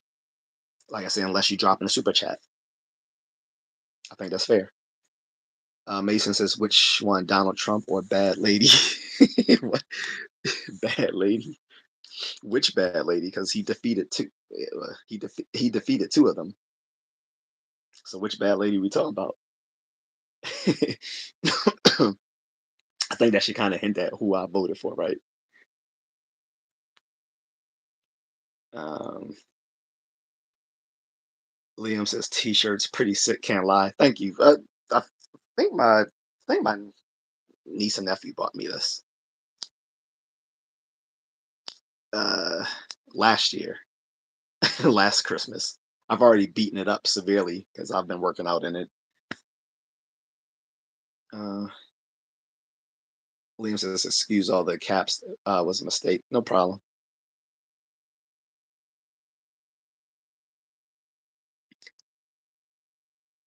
I don't know who nobody really is, but appreciate it. He says, "Enjoying the content from the streams. Hit that thumbs up and turn on notifications." Uh, Thank you. Nobody really. Akiko from Japan. Uh, what's up, Akiko? Um, what, I can't. I'm sorry. Now I can't think of it. I lost all my Japanese, but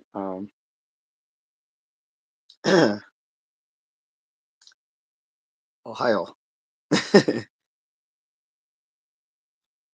Liam says Prince Nassim was a cartoon character. The way he boxed, it was cool. Yo, I love Prince Nassim Hamed. Yo, that was like one of my favorite boxers I, because it was like I know he boxed like he.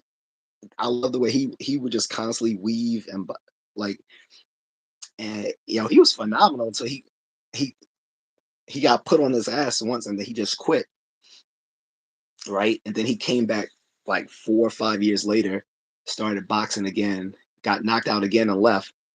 And I'm like, what kind of boxer are you that you get knocked out and then you just quit the game? You come back like 4 or 5 years later, get knocked out again, and you just quit. Like, part of the game is that like you get knocked down, you get back up. Like losing is part of the game. I guess maybe he was embarrassed because he wanted an unblemished record because he was a really cocky fighter. But shit, even sometimes cocky fighters get knocked out. Like, Floyd Mayweather Jr. may be undefeated, but that's only in his professional career. In his amateur career, he's gotten knocked, he's gotten defeated in his amateur career. He's just never been defeated in his professional career. But even still, it's very unlikely that someone has a boxing career where they've never been defeated. If I have more wins than losses, I still sum it up to it's still a W for me at the end of the day. So, but yeah, he was one of my favorite boxers back in the day. He was cocky, but he could back it up. And ever since then, I think he was like a lightweight though. But for the most part, this is why, well, like lightweights and welterweights have usually been my favorite boxers. Even middleweight is cool, but heavyweight has never been even though heavyweight gets the is usually the big ticket fights. The heavyweight has never been my favorite division. A lot of people are slumbering, and they got these slumbering moves. They're clumsy. Like when you look at the heavyweight division today, it's trash. I'm sorry, the heavyweight division right now is trash.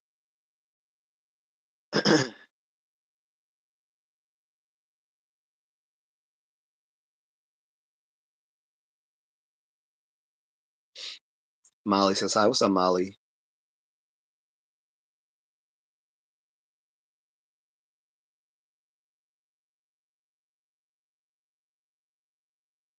And Pooh says drink half your body weight of water daily. No, that's too much. Half your body weight? 75% of your body is water, right? That would be way too much. So if you're like me, around say like 170 pounds or so, you don't want to drink that much water. You will literally overhydrate. There is for folks who don't know, there is a such thing as overhydration, and it can kill you. You just need to hydrate enough throughout the day, but you should not overhydrate. That is lethal too. Overhydration can cause a lot of problems.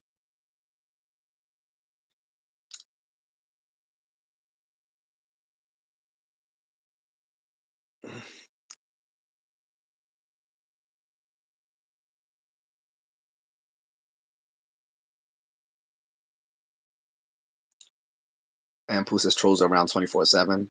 True, but they come out mostly at midnight because mentally ill people and people who are socially, I don't know why I'm trying to be politically correct. People who are losers and people who are mentally ill tend to be up late at night. So I was gonna try to say it in a nicer way, but I don't see any point. I don't see any reason why I should say it in a nice way.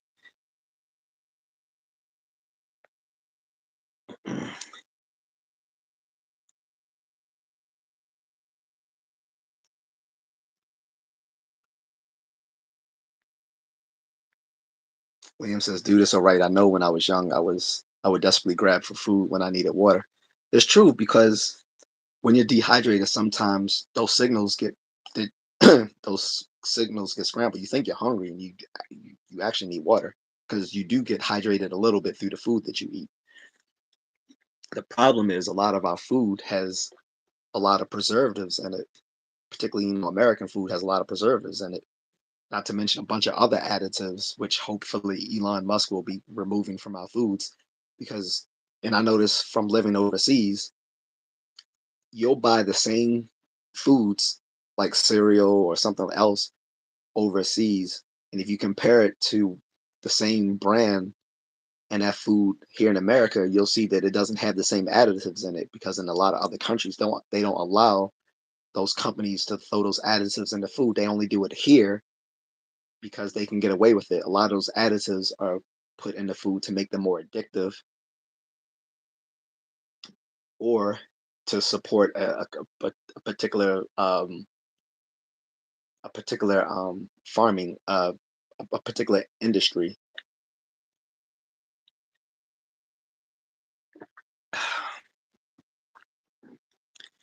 Um, but they don't allow that in places like the UK, Canada, and parts of Asia. So their food is typically healthier. Like in Japan, for instance, like their candy, they don't allow as much sugar in their candy as they do here.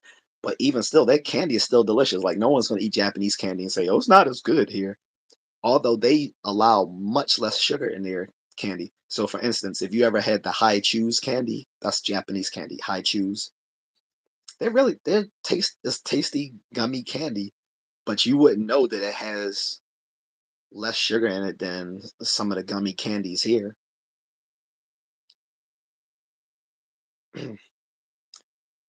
um, oh, hey, the MMA says, "What's your advice to be disciplined? Disciplined in what? You mean disciplined in general, or I don't know, disciplined in martial arts? What are you referring to? I mean, to be disciplined in general, you just have to practice doing things on time. As you do that, you build up a sort of behavioral pattern to do things when you're supposed to do them." Daraj Kumar Yada says, "What is name?" I don't know what you mean, what is name? I think you're asking me what is my name. I'm not answering that. I'm not, again, again, for people who are here now, in my past streams, I've overshared a lot of information of myself and others. And I was told by one of my moderators that I overshare, so I'm not doing that anymore. Swatting, yes, Logan, thank you. That's what I was trying to say earlier. Swatting is a particular thing people will do. Like they'll call police SWATs on someone claiming that they are are trafficking drugs out of their homes, and call up a SWAT on them, and that can lead to a particular fatal situation. Thank you for being here when I was trying to get that term out earlier. Thank you, I appreciate it a lot, man. Gerson says I sub. Thank you. Lover says hello. Thank you. Um, I prefer not to be called cutie. For one, I'm a dude, so I'm not a cutie. And two, I mean, you might be a guy, so I don't want a guy calling me cutie. So you know what I'm saying? But appreciate it. Lover says, "What are you talking about?" This is just my Ask Me Anything format. This is the Ask Me Anything Christmas edition because for the past few days prior to Christmas, I was talking about different geopolitical discussions, but because it's the holidays, I don't feel like talking about something so serious. So I've been just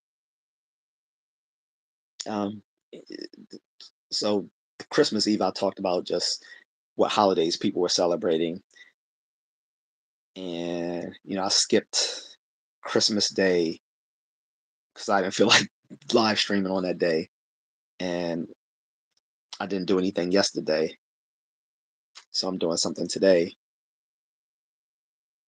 But I'm gonna get off soon, actually. But this is just my Ask Me Anything, where you can ask me anything that's family friendly. That's because people usually say, "Well, you say I can ask you anything." I was like, "Yes, you can ask me anything, but it has to be family friendly and appropriate. If it's not appropriate or family friendly, I'm not going to answer it."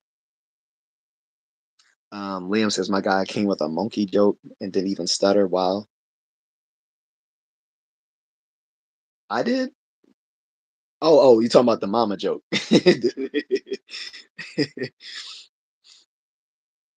uh, Dan says, "Hello, sir." He says, "Are you familiar with Jesus Christ?" Uh, well, I've never met him, but I had a Panamanian friend named Jesus.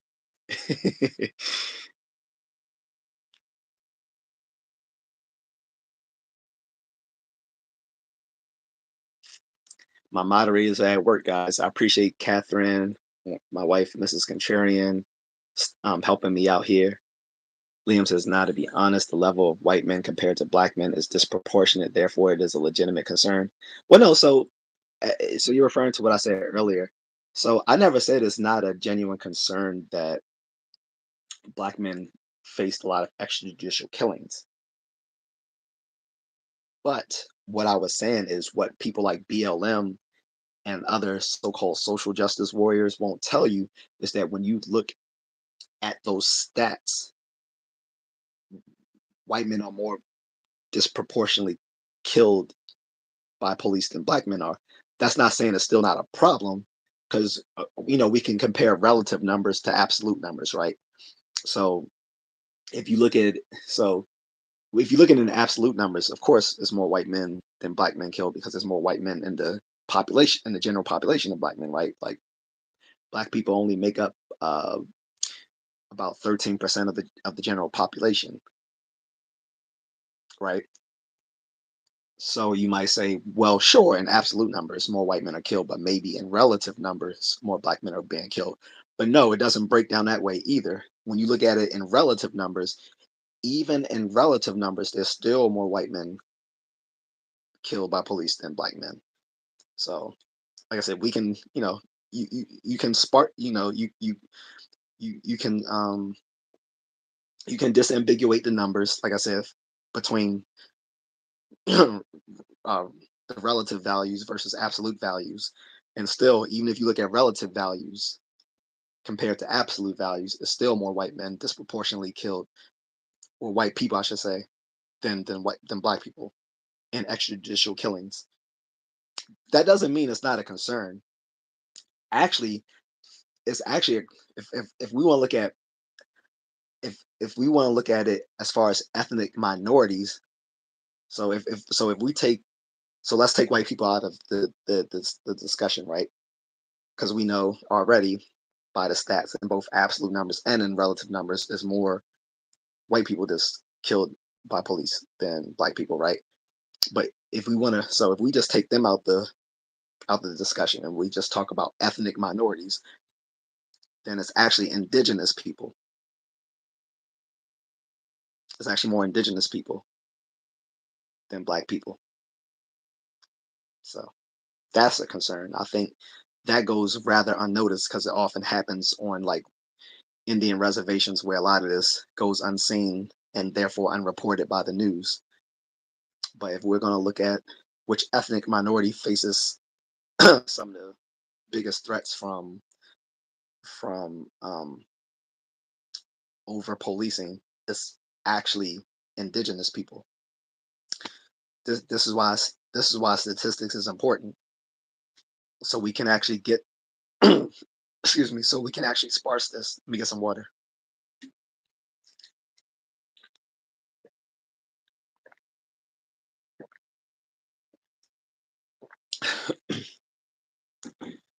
But when I say that, I'm not dismissing what happens to black people or black men.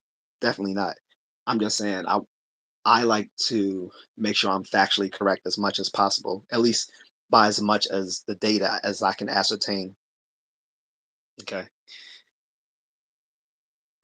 And Pooh says Bill Russell, Will Chamberlain, Kareem Abdul-Jabbar. Absolutely, absolutely. I would. He's referring to when we talk about the goats of basketball, whom should be considered, because people always talk about LeBron and Jordan and sometimes Kobe as well. And I said they forget. Um, and I was saying if we want, and then like I was saying, like when my father and I were having this discussion, and I completely agree with my father. He was saying at the end of the day, he said, "Show me the rings." My dad said, "Show me the rings." He's like, "Show me the rings." And he was like, "It's Jordan," because he both he and I were Jordan fans, and plus I used to live in Chicago, so I grew up in Chicago when Jordan was first recruited to the Bulls. Like the Bulls back then in the '80s was just called Jordan and Company. Like the Chicago Bulls literally just called Jordan and Company back then. Um, so when I moved back to the East Coast, people's like, "Oh, you just riding Jordan's nuts." I was like, "Nah, man." I was like, "I'm actually from Chicago." I was like, "This is my for me, that's my home team." And there's like, "All right," there's like, "All right," there's like, "I'll give you a pass on that. You're not just because at the time, since the Bulls were the favorite team, like like that the Lakers now with LeBron or whatever, or back the LA back when Kobe and Shaq was there, like whatever. Like people say, "Oh, you just dick riding the the the, the the most successful team." And I was like, "I'm not dick riding the Chicago Bulls." I was like, "I'm from Chicago, so that's my home team." And people was like, "Oh, okay, you get a pass on that one." So, but yeah, absolutely. Like, if because someone was like, "Well, you can't say Jordan is the best because he has the most rings." He was like, "'Cause technically, Bill Russell has the most rings, so he should be the goat." And I was like, "All right, I'll accept that argument. If we're gonna go by if whoever has the most rings is the goat, then yeah, I'll accept that Bill Russell is the goat because Bill Russell is a phenomenal player. Just because you don't know how good he is doesn't mean he's not a phenomenal player." What people say is, "Oh well, they weren't even." Bill Russell was playing at a time where they didn't even have players as good as Jordan or Kobe or LeBron back then, so it was easier for him to get those rings. I was like, "No, it's not. No, it wasn't." I was like, I'll grant you that some of these people weren't as talented as Jordan or Kobe or LeBron, Dwayne Wade, and all these other folks, Stephen Curry. But that doesn't, you still can't take away from that man that he has all 10 rings or what. I don't even know how many rings he has. I think he has what? I think Bill Russell has what, like 8 rings? I don't even remember. But yeah, I'll bite the bullet on it and say, hey, Bill Russell has the most rings, so he's the GOAT. I'll accept it. But like I said, for people to say LeBron and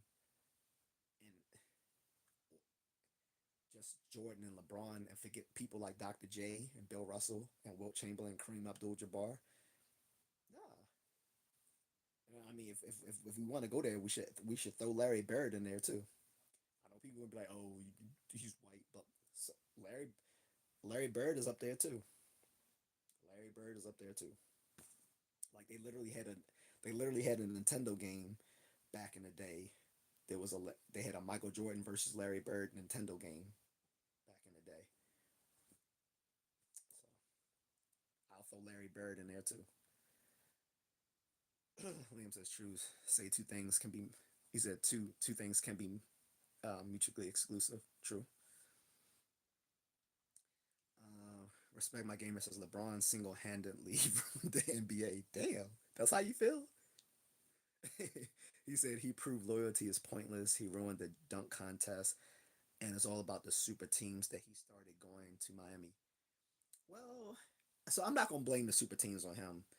That I'm gonna blame the super teams on the Jordan era because back then everybody wanted to make a super team similar to the Chicago Bulls, where they had like the three, the, you know, like back then had they wanted someone like you had to have your Jordan, your Michael Jordan, your Scottie Pippen, and your who's the third guy? It wasn't Horace Grant, right? Let me say the white dude. Forgot, but everyone wanted like these little. The whole super team was based off of the Chicago Bulls, what the Chicago Bulls did, and then later, like the Detroit Lion, I'm sorry, the Detroit Pistons with like Isaiah Thomas and all of them, because they used to shut the Bulls down every year from getting to the NBA championships. I mean, from getting to the NBA finals, like the Detroit Pistons used to shut them down every year. That was our nemesis. That was our nemesis. But no, the whole super team thing that didn't start with LeBron, so I'm not gonna put that on him. That actually started with Jordan and with who was the coach? Someone will tell me the coach, who then went to the Lakers and whatever. But that started with him. That started with that coach and with Jordan putting together the super teams, and then every NBA team tried to follow that format afterwards. Some more successfully than others, but I won't say he ruined the NBA. What I will say is it became less. By the time LeBron started playing, I wasn't interested in watching it anymore. Like I still watched it a little bit when Kobe was playing because I like Kobe. he reminded me the most of Jordan. One, he purposely made his the way he played on court to resemble Jordan because he loved Jordan like that. That was his role model. But on top of that, like Jordan said, like in interviews, like Kobe is the most like me. Like he was like he puts out the same sort of like effort like I do. Like they have, they come into practice, say at what like 8 a.m. He's already practiced before the practice. Like he gets in his own practice like around what 5 a.m. before they even have their morning practice. Like he put in the hours. This is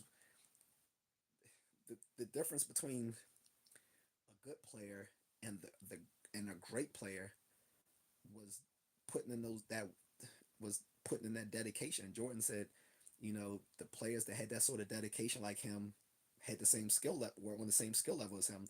He said, whereas there were other players out there that were really good, but they would never be great because they didn't dedicate themselves. Like Allen Iverson. Allen Iverson could have been great, but he rather try to be cool and be a, try to be, you know, he tried to act like he was a thug and chase tail and do all that stuff, sort of stuff instead of dedicate himself to his craft. This is why Allen Iverson is never going to be mentioned as one of the greatest of all times because he didn't put in those hours to become the greatest.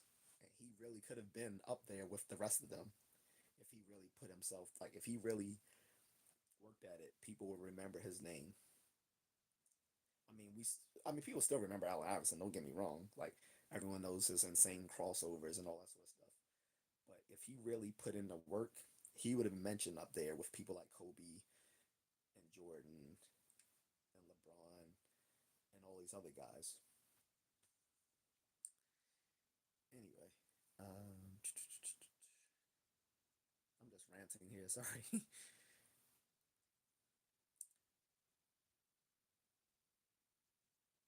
um, Liam says surely their peers are important. Yeah, of course. But with you know, everyone can't.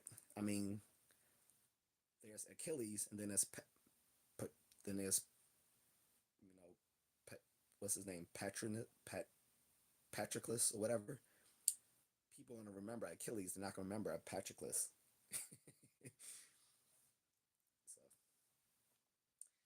uh, respect says when you had 74 of the top 75 players in a room, including LeBron, and when Jordan walks in, all 74 look at Jordan and there's silence. That's GOAT status. Exactly. Exactly. We go into music for. I'm gonna go into a tangent really quickly because, you know, there's always these people who come on like social media and they try to troll people trying to say, oh, Beyonce or Taylor Swift are now considered the greatest musicians of all time. I'm like, even, and they're greater than Michael Jackson. I'm like, all right, stop the cap. And yes, I'm gonna say stop the cap. And I'm over 25. I don't care. Stop the cap. They will never be on the greatest level like Michael Jackson. When people refer to the king of pop or anything like that, they're always going to be the fact that they have to, just like how in NBA, everyone's the measure of how great someone is they're they're similar to Jordan. When someone in the music genre is being compared to Michael Jackson, that shows that he's the GOAT because they have to be compared to him to be considered the GOAT. Just like with Jordan, the NBA players have to be compared to Jordan to be considered the GOAT. In music, they have to be compared to Jordan. Sorry, to Michael Jackson to be considered the GOAT. The only people who were on that same level of Michael Jackson were people like Elvis, the Beatles, okay, the Rolling Stones, Prince, and Madonna. Folks like that. But to say Beyonce or Taylor Swift, stop the cap. This Michael, like when Michael Jackson went somewhere, they had to shut down the whole town because literally people from and that whole community will come rushing out to try to see Michael Jackson. That none of these stars had none of these stars had none of these stars have had a situation where they shut down a whole fucking city because because they visited. I'm sorry, no one has. They're not shut down the whole city for Taylor Swift. Sorry, Mrs. Contrarian. She's a big Swifty, but no one shut down a whole town for Beyonce, for Drake, or Taylor Swift. Stop it.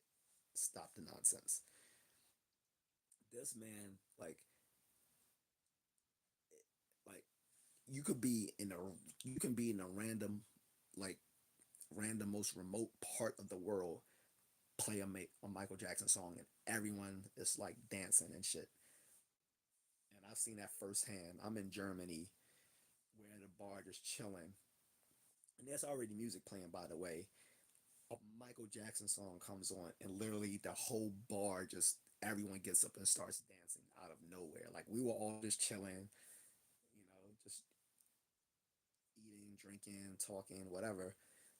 A Michael Jackson song comes on, and everybody gets up and start dancing. I'm sorry, no one's doing that for Beyonce. No one's doing it for Drake, and no one's doing that for Taylor Swift. No one. You're not gonna be in Bucharest, okay? You're not gonna be in Prague. You're not gonna be in Lagos, okay? You're not gonna be in Lima. You're not gonna be in Antipolo somewhere just chilling, and Michael Jackson randomly comes on. I mean, sorry, and Beyonce comes on or Drake comes on, and everyone starts dancing. Not going to happen. And the fact that he got this fame before there was social media, before there was Spotify and Apple Music and iHeart Music, he did this before then. There was no when he came into prominence. There was no Spotify. There was no Apple Music. There was no iHeart Music. So people saying, "Oh, they're breaking his records on Spotify." Yeah, but the man's been dead since 2009 and hasn't produced music since the 2000s, and he's still one of the top selling artists on Spotify. So what? People broke his records. He wasn't even alive when Spotify was created. So it's stupid to talk about breaking his record on something that wasn't even a way of measuring artists when he was alive. That's dumb. That's like their only measure of these people are greater than Michael Jackson because they're measuring their number of hits on Spotify and Apple Music and stuff, things that didn't exist when he was alive. That's stupid. Like I said, none of these other fucking artists could play in a random part of the world, and and an entire bar just breaks out and starts dancing. Nor would they arrive in some part of the world where they have to like they have to call in call in people as if the president or a king has just arrived.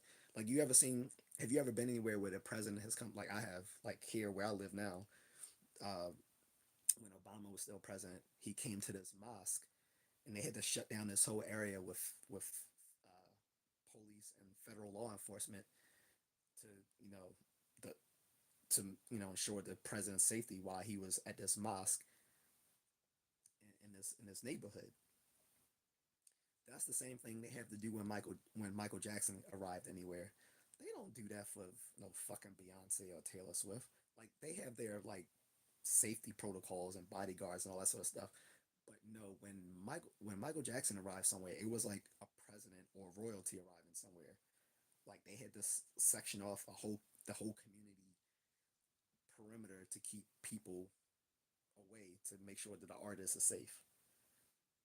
And no one's doing that for Drake or Beyonce. So let's just cut the cat. I mean, let's just stop the cat.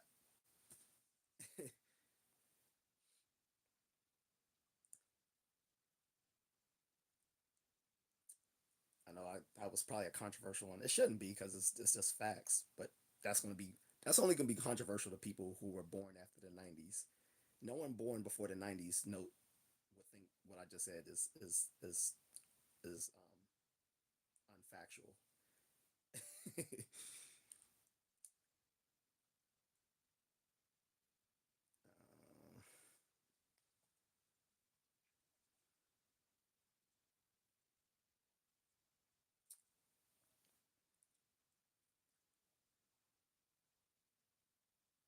Respect says when you had 70. Oh, we already read that one. Thanks. Respect says not one person in the NBA has ever said they feared LeBron. The entire league feared Jordan. I mean, the man was had a gambling addiction, and could back it up because he won so many times and he lost that he could always cover his losses. He played. Meanwhile, you see LeBron sitting there. Someone shoved him the wrong way and he's injured. Fucking Jordan played while he had the flu one day. Played when he had the flu. Like, uh, Liam says the way I see it is how far ahead of the game were you in your peak for the sports I'm aware of. It's Maradona, Jordan. Respect says even LeBron's comeback to beat the Warriors isn't even something to talk about. The GOAT would have never went down 3-1 to begin with. Disciple Zach says Christ is Lord. Well, hope you're enjoying your holiday, Disciple Zach. Catherine says please like, share, subscribe, buy Contrarian a coffee, or drop a super chat. Enter a name says hey what's up. Liam says anyone who takes a stance on Israel is immediately called anti-Semitic. Yeah, it's like, I mean, if people really want to be safe, they would just not take any stance. But like I said, if we're referring back to Candace Owens, she's had a history of making provocative statements against Israel. So it wasn't just this time alone. Like it has been a reoccurring thing with her. That's why I said she can be seen as being anti-Semitic because she's said multiple things. Not to mention that little stunt that she pulled with Kanye West several years ago. So people haven't forgotten about that.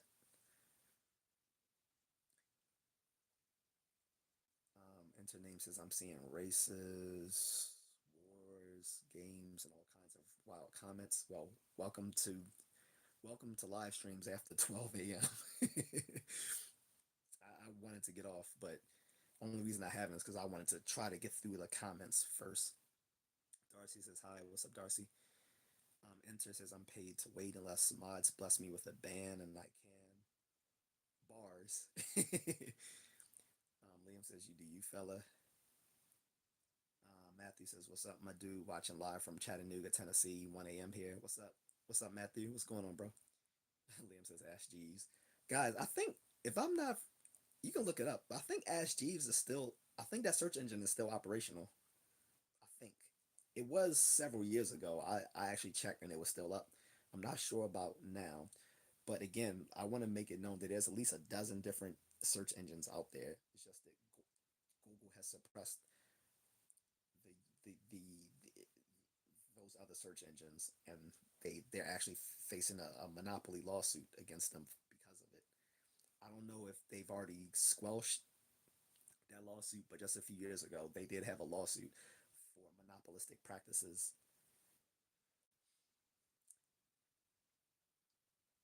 OG Luke said, "What happening? What's up?" Liam said, "Dude is talking reasonable." Thanks. Low Peeps says, "What are you talking about, bro?" I mean, if you caught me in the middle of a conversation, you're probably going to be lost.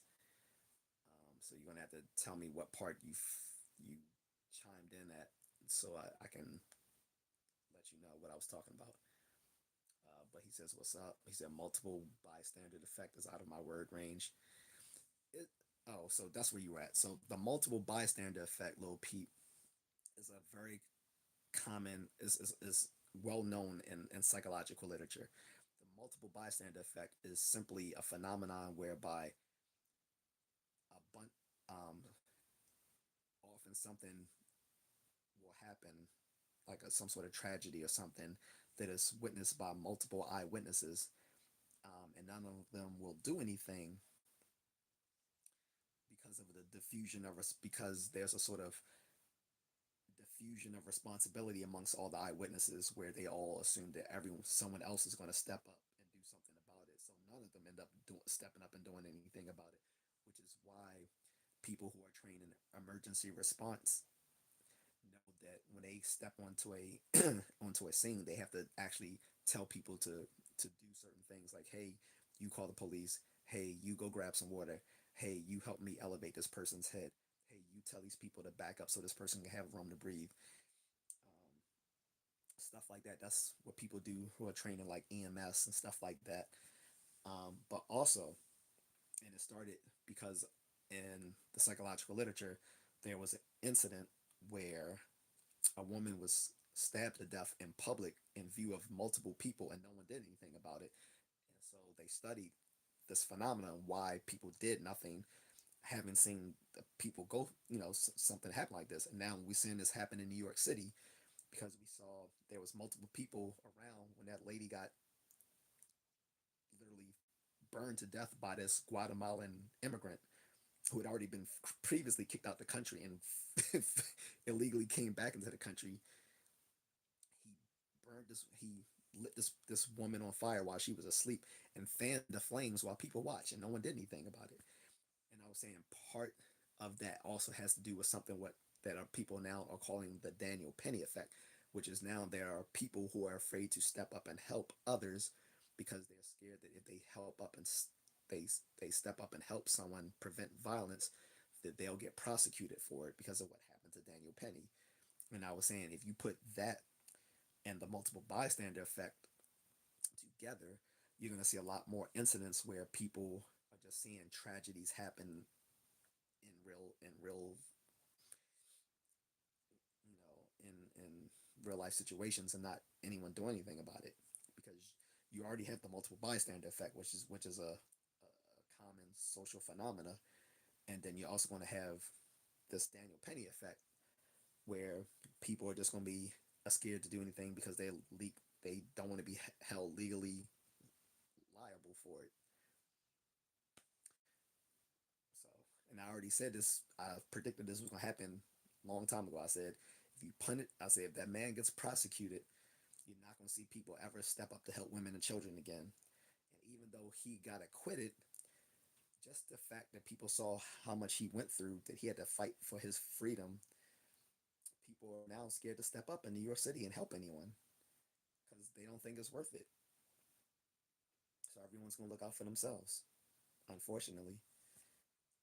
Like, men, as much as people talk about the patriarchy, the best way to prevent violence is for another man to step up to help other people, particularly women and children.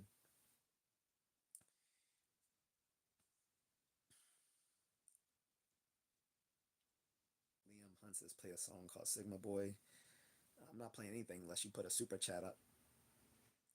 Don't ask requests without a super chat, guys. Lil Pew says dumb it down a notch. I refuse. You just gonna have to smarten it up a notch. Because I'm using common vernacular terms. I'm not using any heady jargon here. When I use jargon, I always break it down so that people can understand it. Like I literally just took time out to break down what I talked about an hour ago. Liam says true. Say you will be thought of a. He said true. Say you will be thought of as being possibly violent. Exactly. Little Peep says holy S. Liam says paralysis. Yeah. Paralysis by analysis. Mm. I don't think it's paralysis by analysis. It's a so like I said, when they interviewed people, how they came up with the multiple bystander effect of why they didn't do anything. Like I said, they it was a few things that came up that leads to the effect. A lot of I don't remember all of the different things, but part of it is like diffusion of responsibility amongst everyone who were eyewitnesses. Another was the fear of the fear of doing something wrong in view of everyone else, stuff like that. So this leads to the multiple bystander effect. The one there says George Clooney was the best Batman. Yeah, that's a negative. That's that's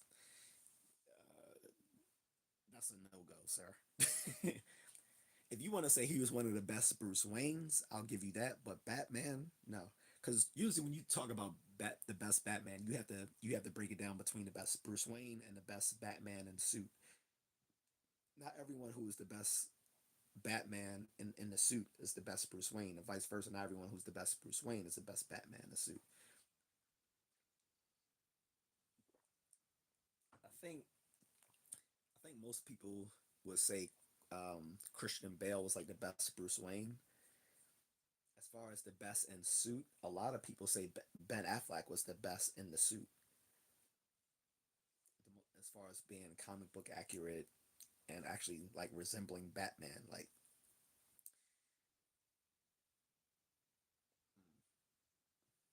as well as as well as Michael Keaton. I think Michael Keaton's Bruce Wayne was a little too quirky for a lot of people. I liked it, but I think his Bruce Wayne might have been a little too quirky for people. But I think a lot of people liked him in the suit, at least for the time, because it was kind of campy and limited to how his range of motion. But if you see Michael Keaton in the Flash movie, it makes up for like his lack of skill fighting in the original Batman 1989 film and Batman Returns film. In the Flash movie, he's really getting this thing off. Pause. But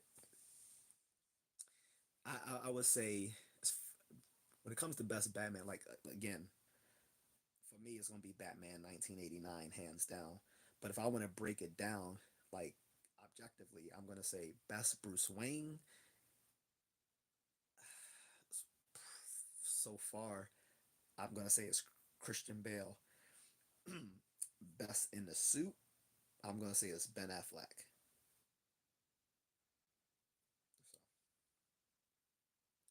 So Alan Joe Tano says hi. What's up, Alan? Uh, Liam says trademark Rice Bunny. Oh no, I am going to trademark it, bro.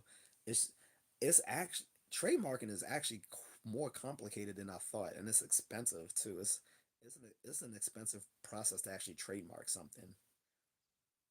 But yeah, definitely, I'm going to trademark it because, like I said, people probably would probably would never believe that I actually coined that term. But like I said, that's why I need to trademark it because if I tell people that now, after the term's been around for over a decade, people will be like, "Yeah, right. No, you didn't."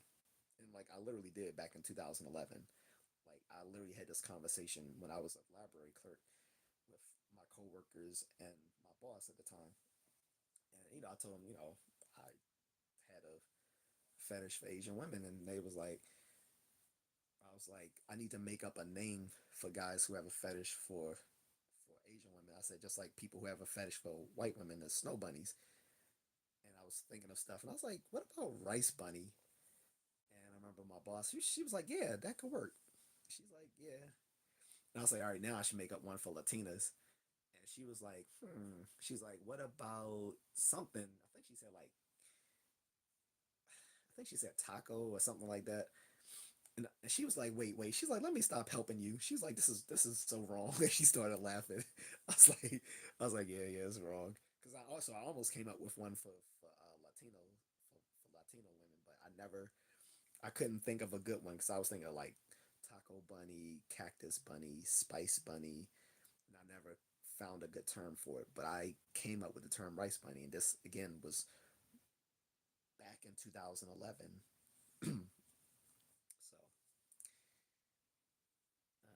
So it's just like I said, it's funny now that the term came into widespread use because that very day when I came up with it, I was like, I was telling my friends there at work, I was like, I said, it'd be funny if this term actually caught on and went viral.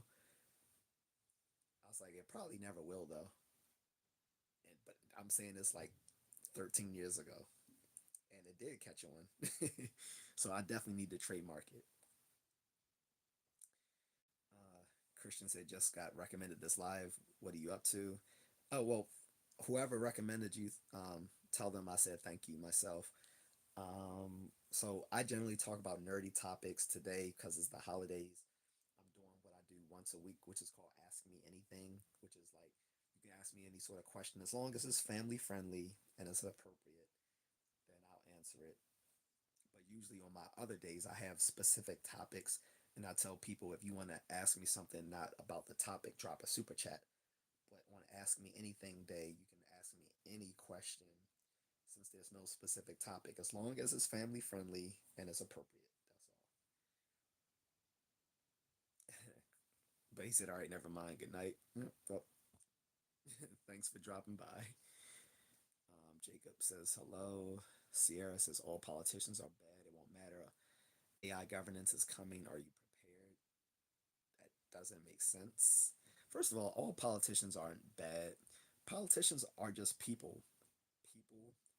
Some people are good. Some people are bad. I don't even want to say good or bad because it's oversimplified to say that people are simply good or bad. People are complex.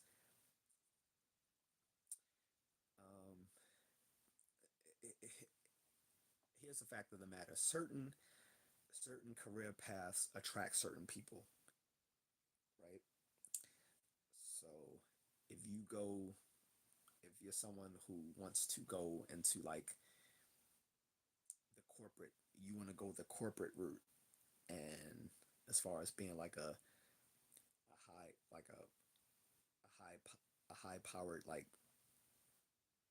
um, account executive, stuff like that. This attracts certain types people who are have a tendencies towards being. I know people like, man, that's not fair, but no, it it attracts people from the dark triad personality, like people who are a little narcissistic, maybe a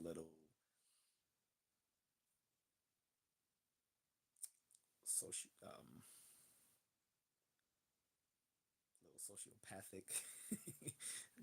These people tend to do well in the corporate world. Um, in the military and law enforcement, it tends to attract people who are authoritarian, people who go into things like into very artsy sorts of things tend to be more effeminate if they're males and more unconventional if they're women, non-traditional women. People who go into politics tend to be people who are a little narcissistic, have narcissistic tendencies, um, maybe a touch of megalomania. It attracts those types, but that doesn't mean that everyone is bad who's a politician. I think that's an unfair generalization of everyone in politics. We're just more well aware of the ones who have a very who tend to be narcissistic and very charismatic, or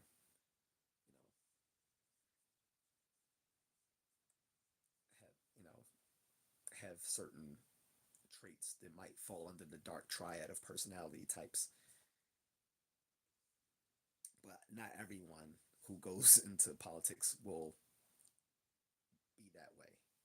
But it does attract us. It does attract people from that sort of personality types. As far as AI governance, I mean, please, AI can't even do convincing artwork yet. Like you'll ask like AI generative AI to create like convincing artwork, and they'll still have like six fingers and look weird. So we're far away from AI governance.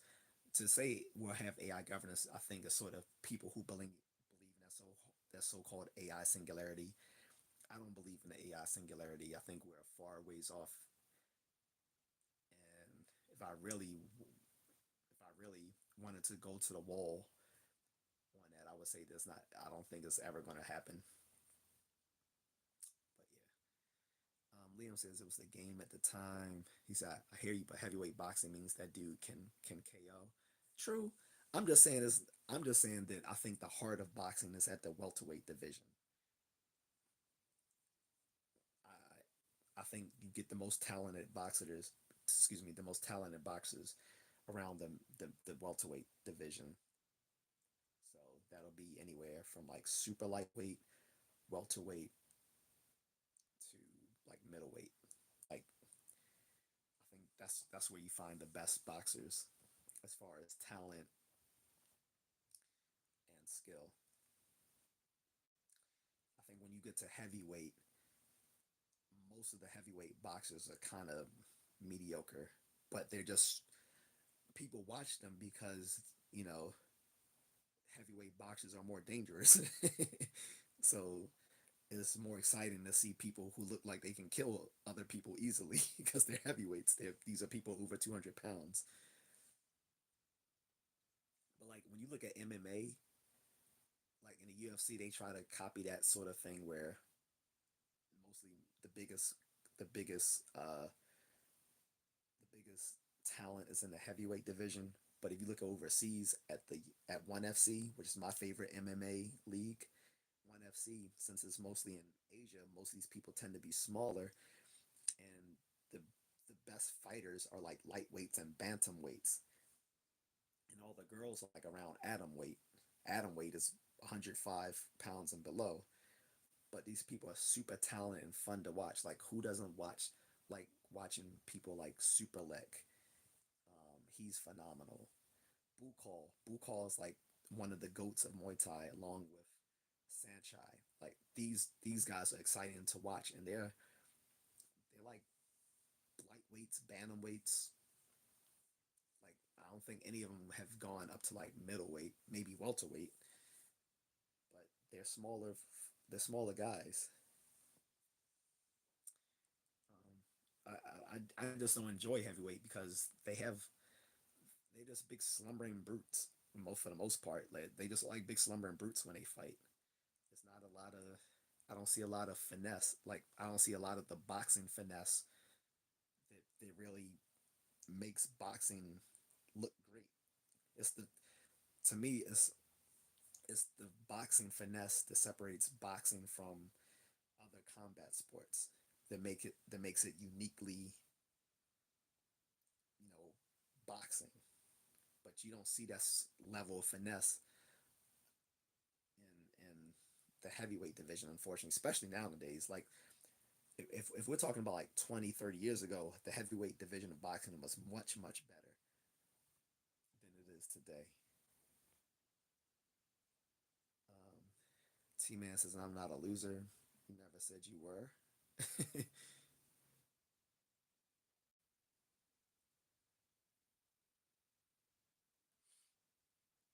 Liam says, that's why we respect heavyweight boxers.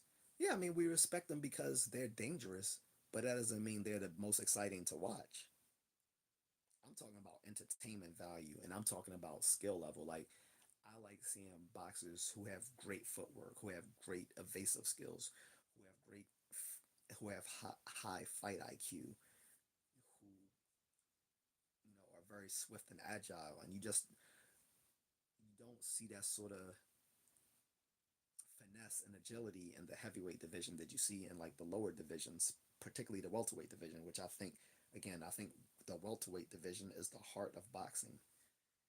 That's just my that's just my my view on boxing, but there's a lot of people who do agree that people around the middleweight or welterweight are the best boxers. But it's a little subjective, of course. You like what you like. Liam says less fructose corn syrup, you would never know. Absolutely. A lot of them use corn syrup because one is an easy way of sweetening, is a cheap way of sweetening food products, and again because of the freaking corn industry put lobbies so that they can get their products pushed into our foods. Their you know additives made from their food product from their foods. 18 kg world champs as boxers are dumb. I think it's all the blows to the head. Yeah, you think that, but that's be. Are you a professional boxer? Because if so, I don't think you can stand on business with that comment. Anyone, even in the amateur level, you've realized how much thought goes into fighting it's not simply just trading blows. It is a chess game. You both got the same ammo, right? You know, everyone has a jab, a cross, uppercut, hook, all that good stuff. But you have to outthink your opponent. Either either you either either you overpower your opponent or you outthink them. But since most people are matched pretty much on their same weight, on this, are pretty much the same weight level, plus or minus a few pounds, and usually somewhat around the same skill level, it becomes you have to outthink your opponent. If you have never fought or sparred, you won't understand that. I mean, I'm looking at your username. I'm assuming I can't see your avatar, unfortunately, because it's too small for me to see. But I'm assuming you have some kind of background in combat sports. It's just patently false to say that boxers are dumb. That's just patently false. It is. They call it the sweet science for a reason, because when you are in that ring, it's not enough that you can box. You have to outthink your opponent. You guys are both armed with the same the armed with the same skills. So it's how you use them, when you use them, where you use them. It takes a it takes a lot more um, thinking than you would think. Like I said, anyone who's practiced combat sports realizes that you have to outthink your opponent.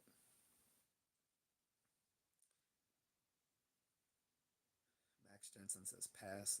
Okay. Catherine says have lost sound. Contrarian is very low. Can everyone else hear me? Catherine says please like, share, subscribe, buy Contrarian a coffee, or drop a super chat. Malcolm Banks says true. Liam says biometric. Why have to why we have to go to Wilt Chamberlain and can get behind that, though a reprehensible person. Oh yeah, no one said Wilt Chamberlain is a great person, but you seen that documentary that came out on Netflix about Michael Jordan. A lot of people are saying he was a shitty person too. Like, people are complex. Like when you sometimes you shouldn't get to know your heroes too closely because you may end up disappointed. Like the more learned about Bruce Lee, he was my hero growing up. He and Jean Claude Van Damme. The more I got to learn about them, yeah, I became a little bit disappointed. But now that I'm older and I've had my flaws and made my mistakes, I realize, you know, I can't knock these men for the mistakes they made, because we all make mistakes. Like, yes, Jean Claude Van Damme has had a substance abuse problem, and he's a womanizer and a and a you know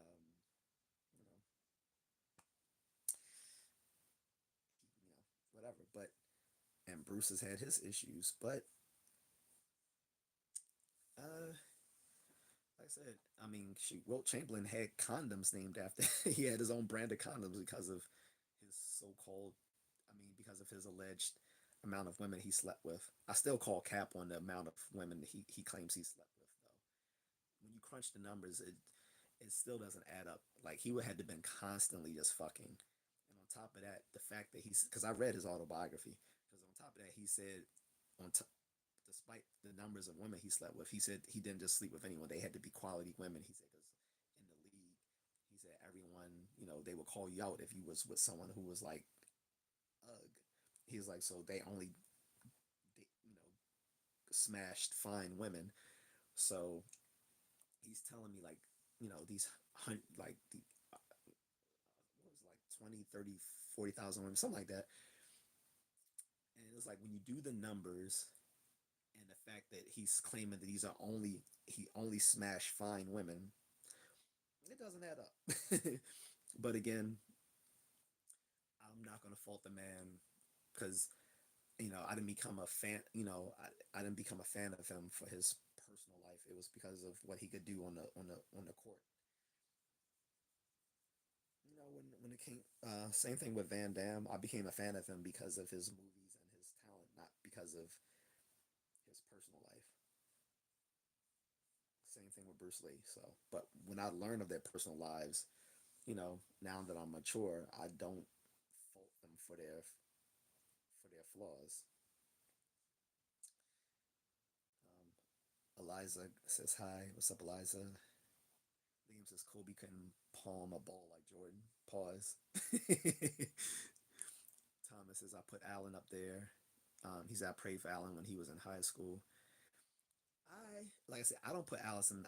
Excuse me, not Allen. Sorry, I don't put Allen Iverson up there with the greats just for the fact that, like I said, he didn't put in the work to be one of the greats. He could have, like I said, he could have been one of the greats, but he didn't put in the work. He was too busy trying to be cool and trying to be a thug. Like, why are you trying to be a thug when you're in the league? Like, you're a multimillionaire pro athlete. Why are you trying to thug it out? Like, leave that behind. That was just like that idiot. Remember that idiot that had the gun that got suspended? I can't remember the name of that player that got suspended because he wanted to play with guns. I'm like, you're a fucking professional athlete. Why are you playing with guns? I was like, if you have issues, you can literally just hire someone to protect you. You don't need to be playing with guns at your station in life. RJ says your ratio is weird. Is that on purpose? What ratio, bro?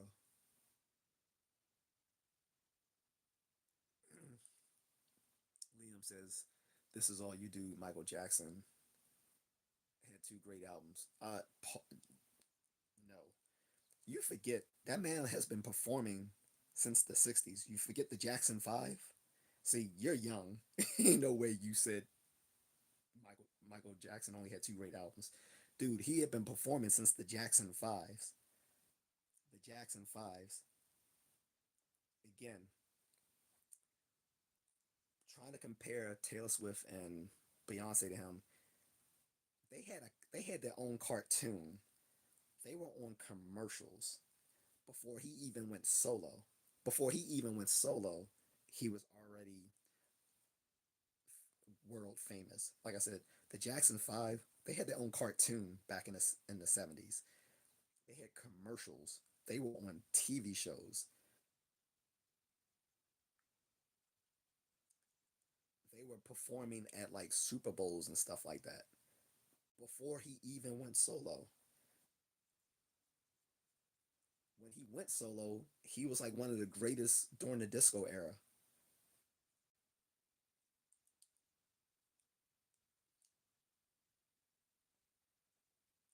He was one of the backbones of Motown Records. This was it. That's what I said. Any talking to anyone born after the '90s is going to be it's going to be a losing battle trying to let you know how phenomenal Michael was. He did not have two great albums. Like I said, he was already a hit with the Jackson Five. People forget the Jackson Five. He was the lead singer of the Jackson Five.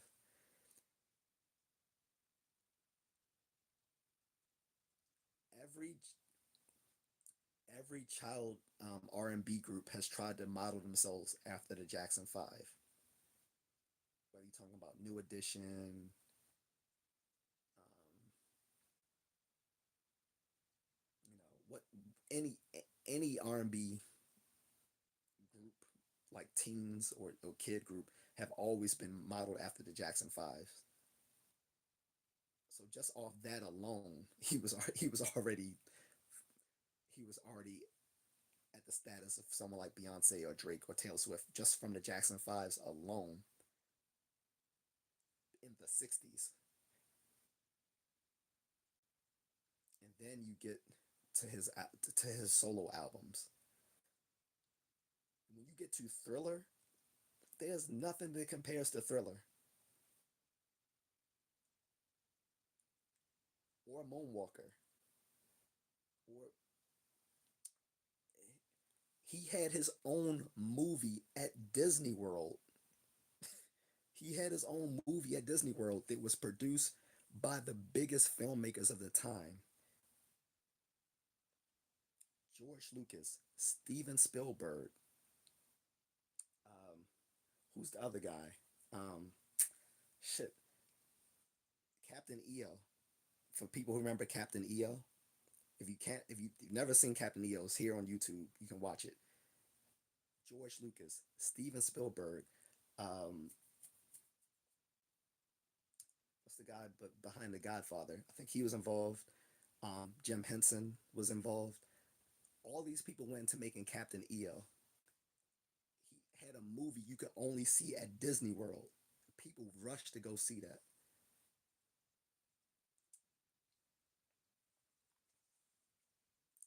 He already had, like I said, Thriller was already a diamond. I, I think it's I think it's diamond now. It might be. I don't think there's anything above diamond, but it's a diamond record. It's not even platinum. It's diamond. On top of that, on top of that, Michael Jackson is the only music artist that they would play his new music video on regular TV on prime time. When to, I'll give I'll, tell me when, and there's only been one other person I remember, by the way. Tell me any other artist. Tell me when has Taylor Swift or Beyonce or Drake or one of these other people ever had their music videos come on NBC, ABC, CBS, MTV all at the same time when he was dropping new. They'd be like world premiere video. Who remembers that in the 90s when they would drop world premiere video and it's a new Michael Jackson video? They've never done that for Beyonce or Taylor Swift or Drake, where they just say world premiere video and every show that's on TV just pauses and they drop a world premiere video of Michael Jackson. The only other person they did it for was Eddie Murphy, and that's because Michael Jackson was in the Eddie Murphy video. Every time he had a world premiere video, they'd be like, it would come on MTV, BET, NBC, ABC, CBS.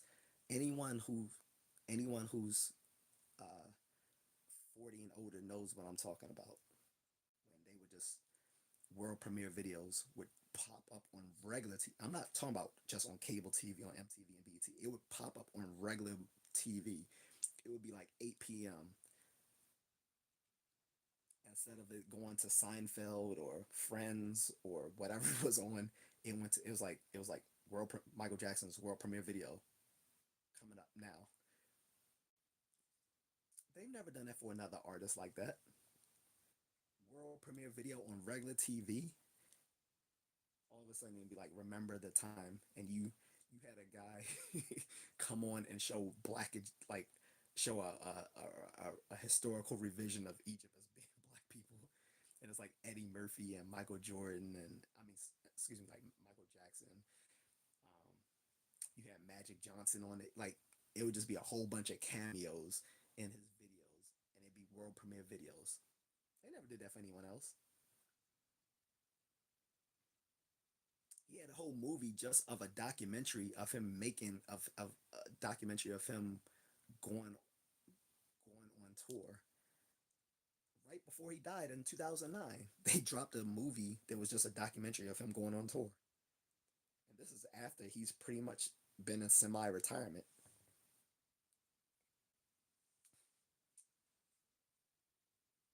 There, no artist today can compare to that man's fame.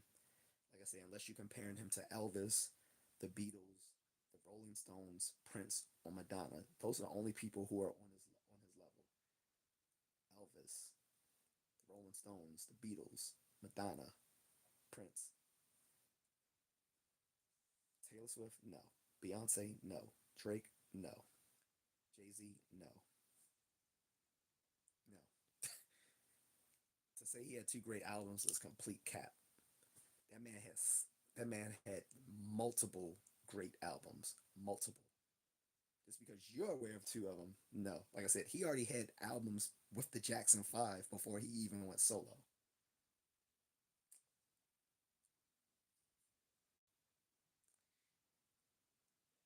Not just as well, I really admire the shape of your skull. Pause. What? All right, that's a troll. Liam says being known does not equate to them being the best. Are we talking music or notoriety? Again, I already disentangled that. I said there's a difference between being the goat and being the best. Being the goat means you are the one looked to as you're you're the one who's looked to as the very prototype of what it is to be the best in whatever domain that is. Like I said, so when people always talk about who's the best in basketball, they do so by referring back to Jordan. So if you're saying someone is the GOAT because they're either like Jordan or better than Jordan, then Jordan is by definition the GOAT because they have to be compared to him to for people to understand how great that person is. And I said the same thing about Michael Jackson. Like when people talk about who's the hottest person, who's the hottest person in music right now, they always compare them to Jordan. I mean to Michael Jackson. They was like, well, this person is greater than even Michael Jackson. Well, okay, so this person is currently the best, but because you only know who's the best by referring to that person, then that person definitionally is the goat because they're the greatest of all time because you have to refer back to that person to realize how great the current person is. I think that should be kind of obvious. Same thing with boxing. People refer back to Muhammad Ali usually as the GOAT because that's how people ascertain who's the greatest in boxing. Like, well, this person is the best. This person is better than Ali in his at the height of his career. Well, okay, that means then if we're talking about who's the best, then if they have to refer back to Ali, then that means that definitionally, then Ali is the GOAT because you got to refer back to him to realize how great this current boxer is. In baseball, arguably, it's Babe Ruth. Like, hey, you know, be like, oh well, so and so Satchel Paige was better than Babe Ruth, or Hank Aaron was better than Babe Ruth, or blah blah blah. All right, but you all got to refer back to Babe Ruth to talk about how great these men are. So that means that Babe Ruth is definitionally the GOAT. It's pretty simple. There's the GOAT, and then there's the best, currently the best.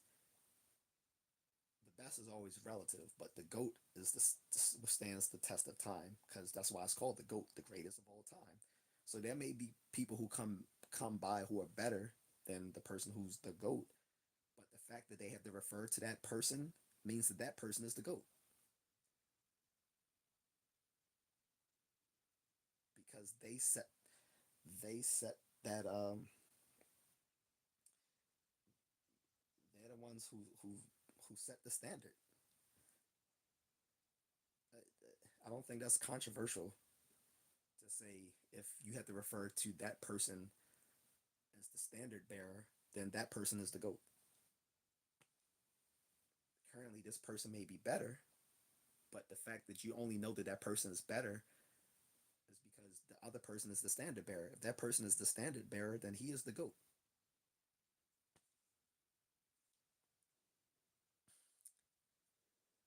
Red Star says volume is too low. Sorry, guys. He said, "Were you talking real soft? We can hardly hear you. My apologies." Liam says diffusion of responsibility is a very interesting term. He said, "Lest we forget Michael Keaton's revolution, revolutionary." I think Catherine says, "Please like, share, subscribe, buy contrarian a coffee, or drop a super chat." Red Star says, "Cat, can you let him know his volume's too low, please?" I've heard. I hope you guys can hear me. I did have a glitch where it the connection reconnected, so that might have been what messed up the volume. I checked it several times to make sure it's all the way up though. Liam says the concept of Batman as the Dark Knight was Michael caught this one troll, guys. This she love Adrian person, Liam. Uh, Liam, the person isn't clever. I don't know why. It's like if you're gonna troll, this is my problem with trolls. Most of them are stupid. Like I've said this multiple times on multiple streams. If you're a troll who's funny, I'm gonna let you rock out because if it's funny, it's entertaining. But if you're not funny, you're just taking up space. And most of these trolls aren't clever enough to be funny. To be funny actually takes a bit of intelligence, but most trolls don't have it. Most trolls are either mentally ill or they're just losers in their real life, so they have nothing to do but to stay up all night.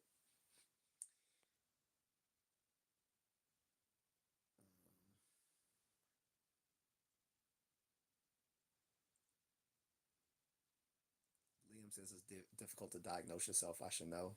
Well, actually, you shouldn't diagnose yourself. Most people are very bad at ascertaining what sort of psychopathology they have, as well as any sort of medical pathology they may have. Um, it's actually a phenomenon with first year medical students and with psychological students who take their first class in psychopathology, where they tend to overanalyze everything and think they have every disease out there. It's very funny. Like this happens with first year med students, and it happens with psychological students when they take psychopathology. They think they have they think they have every mental disorder. Like, oh my God, I'm narcissistic. Oh my God, I might be anti. I may be antisocial. Oh, I might be depressed. Oh, I might have OCD. Oh, you you're not a you can't objectively diagnose yourself, whether medically or psychologically.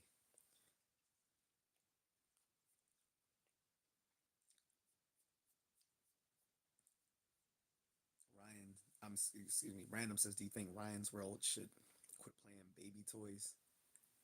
I don't know who Ryan's World is, or what, I don't know what that's referring to.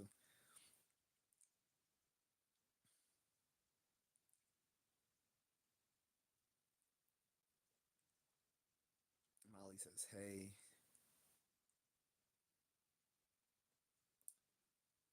Red Star says, dog, we can't hear you. I again, I think I corrected it. If not, I'm sorry. Um, I appreciate the super chat though. Molly says, hey, who is Pelly? That was a soccer player from back in the day. He was an Afro Latino uh, soccer player. He was. It's funny because in the soccer playing world, or the world where they call soccer football, Pelly was one of the most famous soccer players to ever have played the sport. But here in America, where we don't really play soccer because we call it soccer and not football, he's not as well known. But within the within the within Latin America and Africa and Europe and even Asia, he was very well known. I don't think I look anything like Pelly though. Not at all.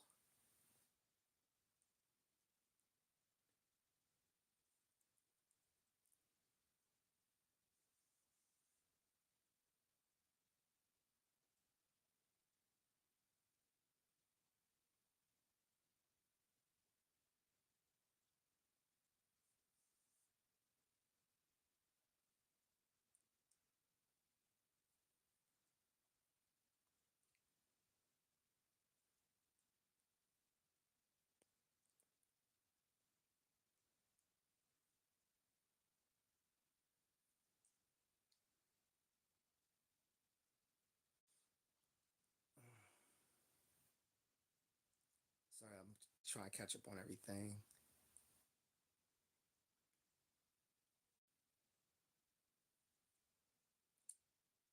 I'm about to go, guys. That was very late. Sorry if you couldn't hear me.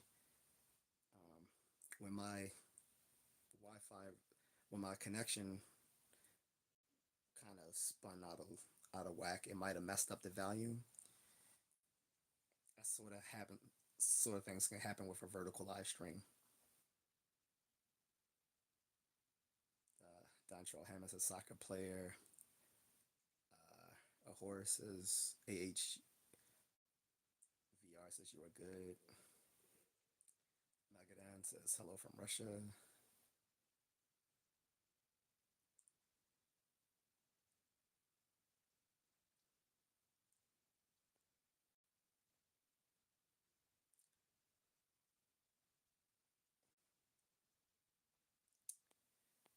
Looks like I have more trolls than anything else. I'm gonna start just timing people out here.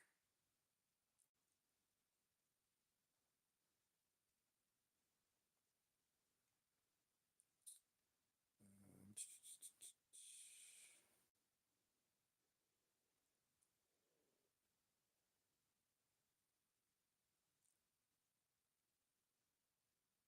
I was gonna say I'm clearly educated. I probably play chess for fun and get no bitches.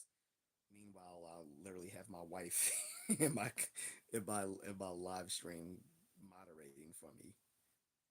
Trolls, weird.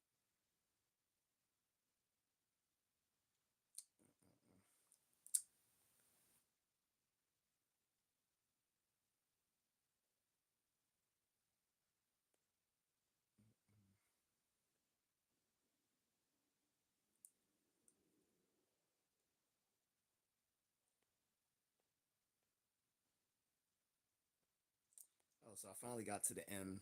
Um, I think that's it. So I'm about to go, guys. It's late. Didn't mean to stay on this long. I got fooled by how long I was on because when the connection restarted, it wiped out the previous timestamp to show how long I've been live. Hopefully, you guys can hear me though. I don't think I'm covering the mic with my hand.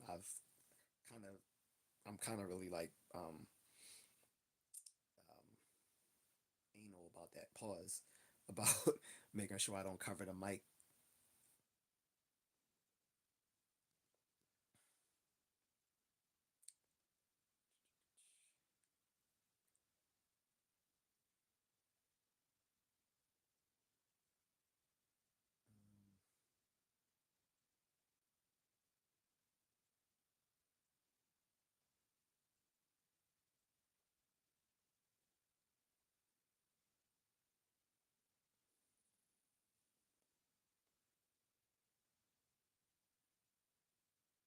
Someone asked me, do I like Harry Potter? The movies were okay, but it wasn't for my age range when it came out. So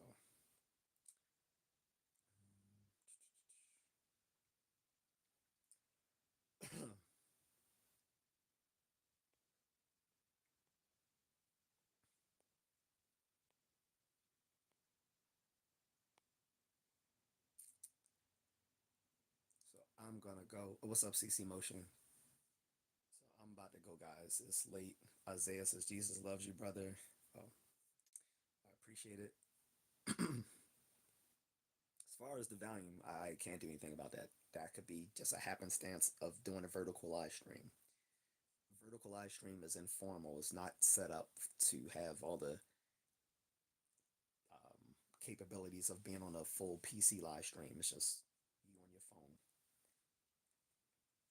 That's what vertical live streams are. But again, I appreciate the super chat. If anything, me not people not being able to hear me is probably a good indication there's a time for me to leave.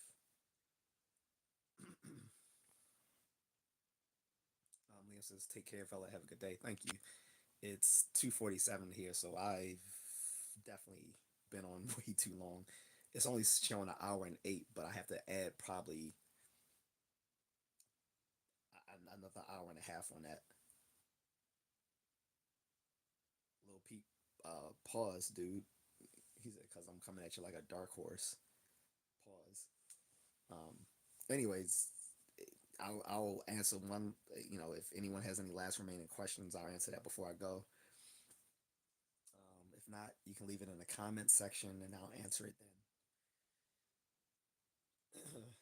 As far as you talk, Liam, when Liam was talking about notoriety versus fame and talent, look, we can get in, like, if you want to talk about like um the notoriety of different entertainers, athletes, and so forth, we can we can get into that in another day. But again, I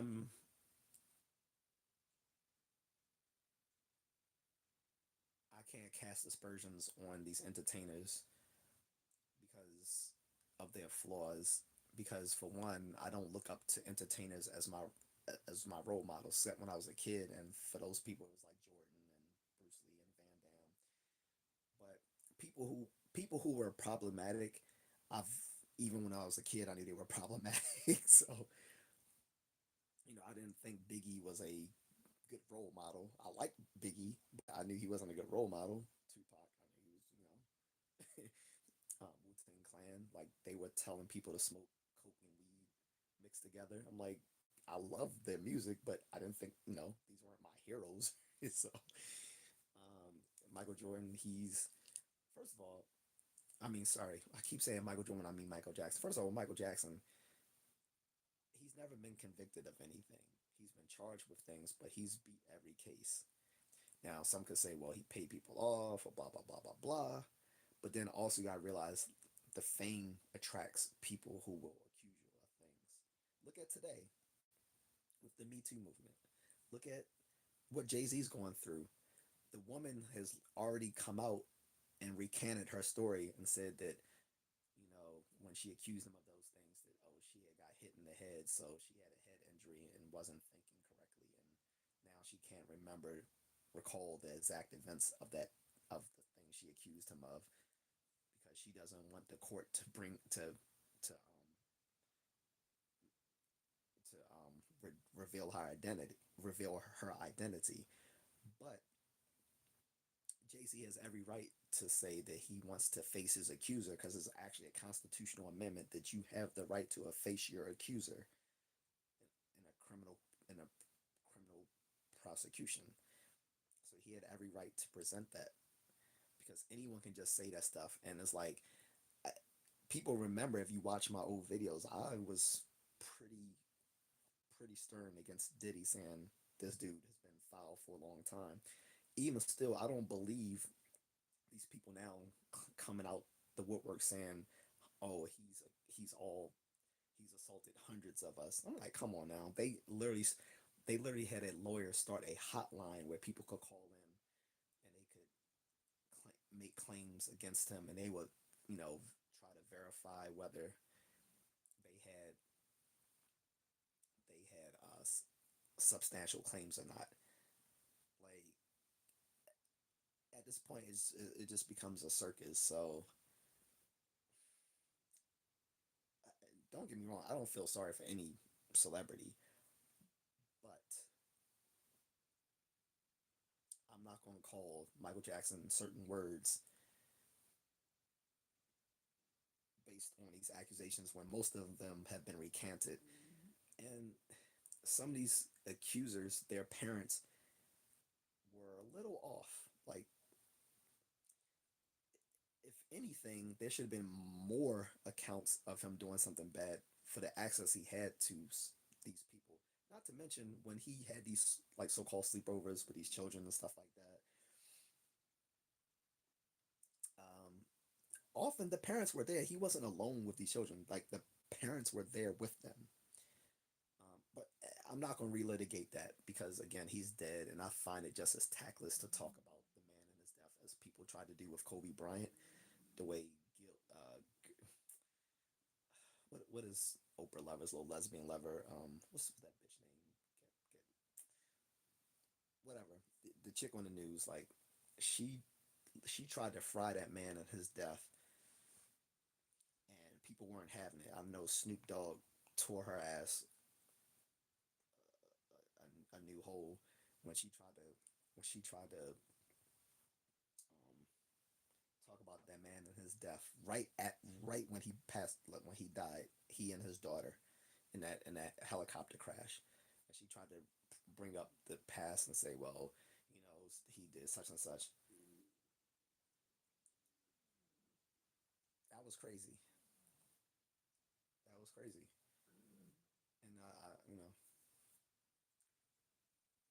And I think it's in poor taste, especially if a person hasn't been convicted of something, that they should always be seen in that light. I don't think that's a fair assessment of people. Now, did Michael Jackson have issues? Absolutely, but that's not what I'm talking about. When I'm talking about when I'm talking about someone being the goat, I don't know how we even segued into that. I just want to say this before I go, since I saw that comment. Um, I don't know how we even segue into stuff like that because, again, um, that had nothing to do with the discussion of who's the greatest and the best. Was based on their notoriety of fame. It was based on them being the standard bearer within their domain, whether it be in a particular sport, in a particular music genre, or even a particular academic field. Like you talk about academic fields, there are certain people who are standard bearers in certain fields of academics. Noam Chomsky is the standard bearer in linguistics. Okay, for better or worse, Freud is like the standard bearer in well, actually no, he's not. Let me recant that. I would say someone like B.F. Skinner or um, someone like that might be the standard bearer in psychology, um, in physics. Einstein and Newton. Like in any case, it's nothing to do with their notoriety or their fame. It's that they set the standard to which everyone else is compared to in their greatness. So in basketball, Jordan is the GOAT because he's the standard bearer to which everyone is compared to when they talk about how great someone is. In popular music, Michael Jackson is the standard bearer to which everyone is compared when they say this person is greater than he is. To say that anyone is greater than he is shows that he's still the standard bearer, that they have to be compared to him. No one compares. When people talk about the greatest of all time, they don't say, well, this person is even greater than Taylor Swift because she's not the standard bearer. They'll just say, oh, she's greater than so and so, meaning she's currently the best, or Beyonce's currently the best. They're currently the best. They're not the standard bearers. The standard bearer is the GOAT, the greatest of all time. I think if people disentangle that, the GOAT versus um, the current best, then it would be more, it would be more clear. But people get into their feelings about whom they like, and we can all have our personal favorites, but it it's kind of more objective when you talk about who's the actual standard bearer. You may not even like who the standard bearer is. That doesn't change them being the standard bearer.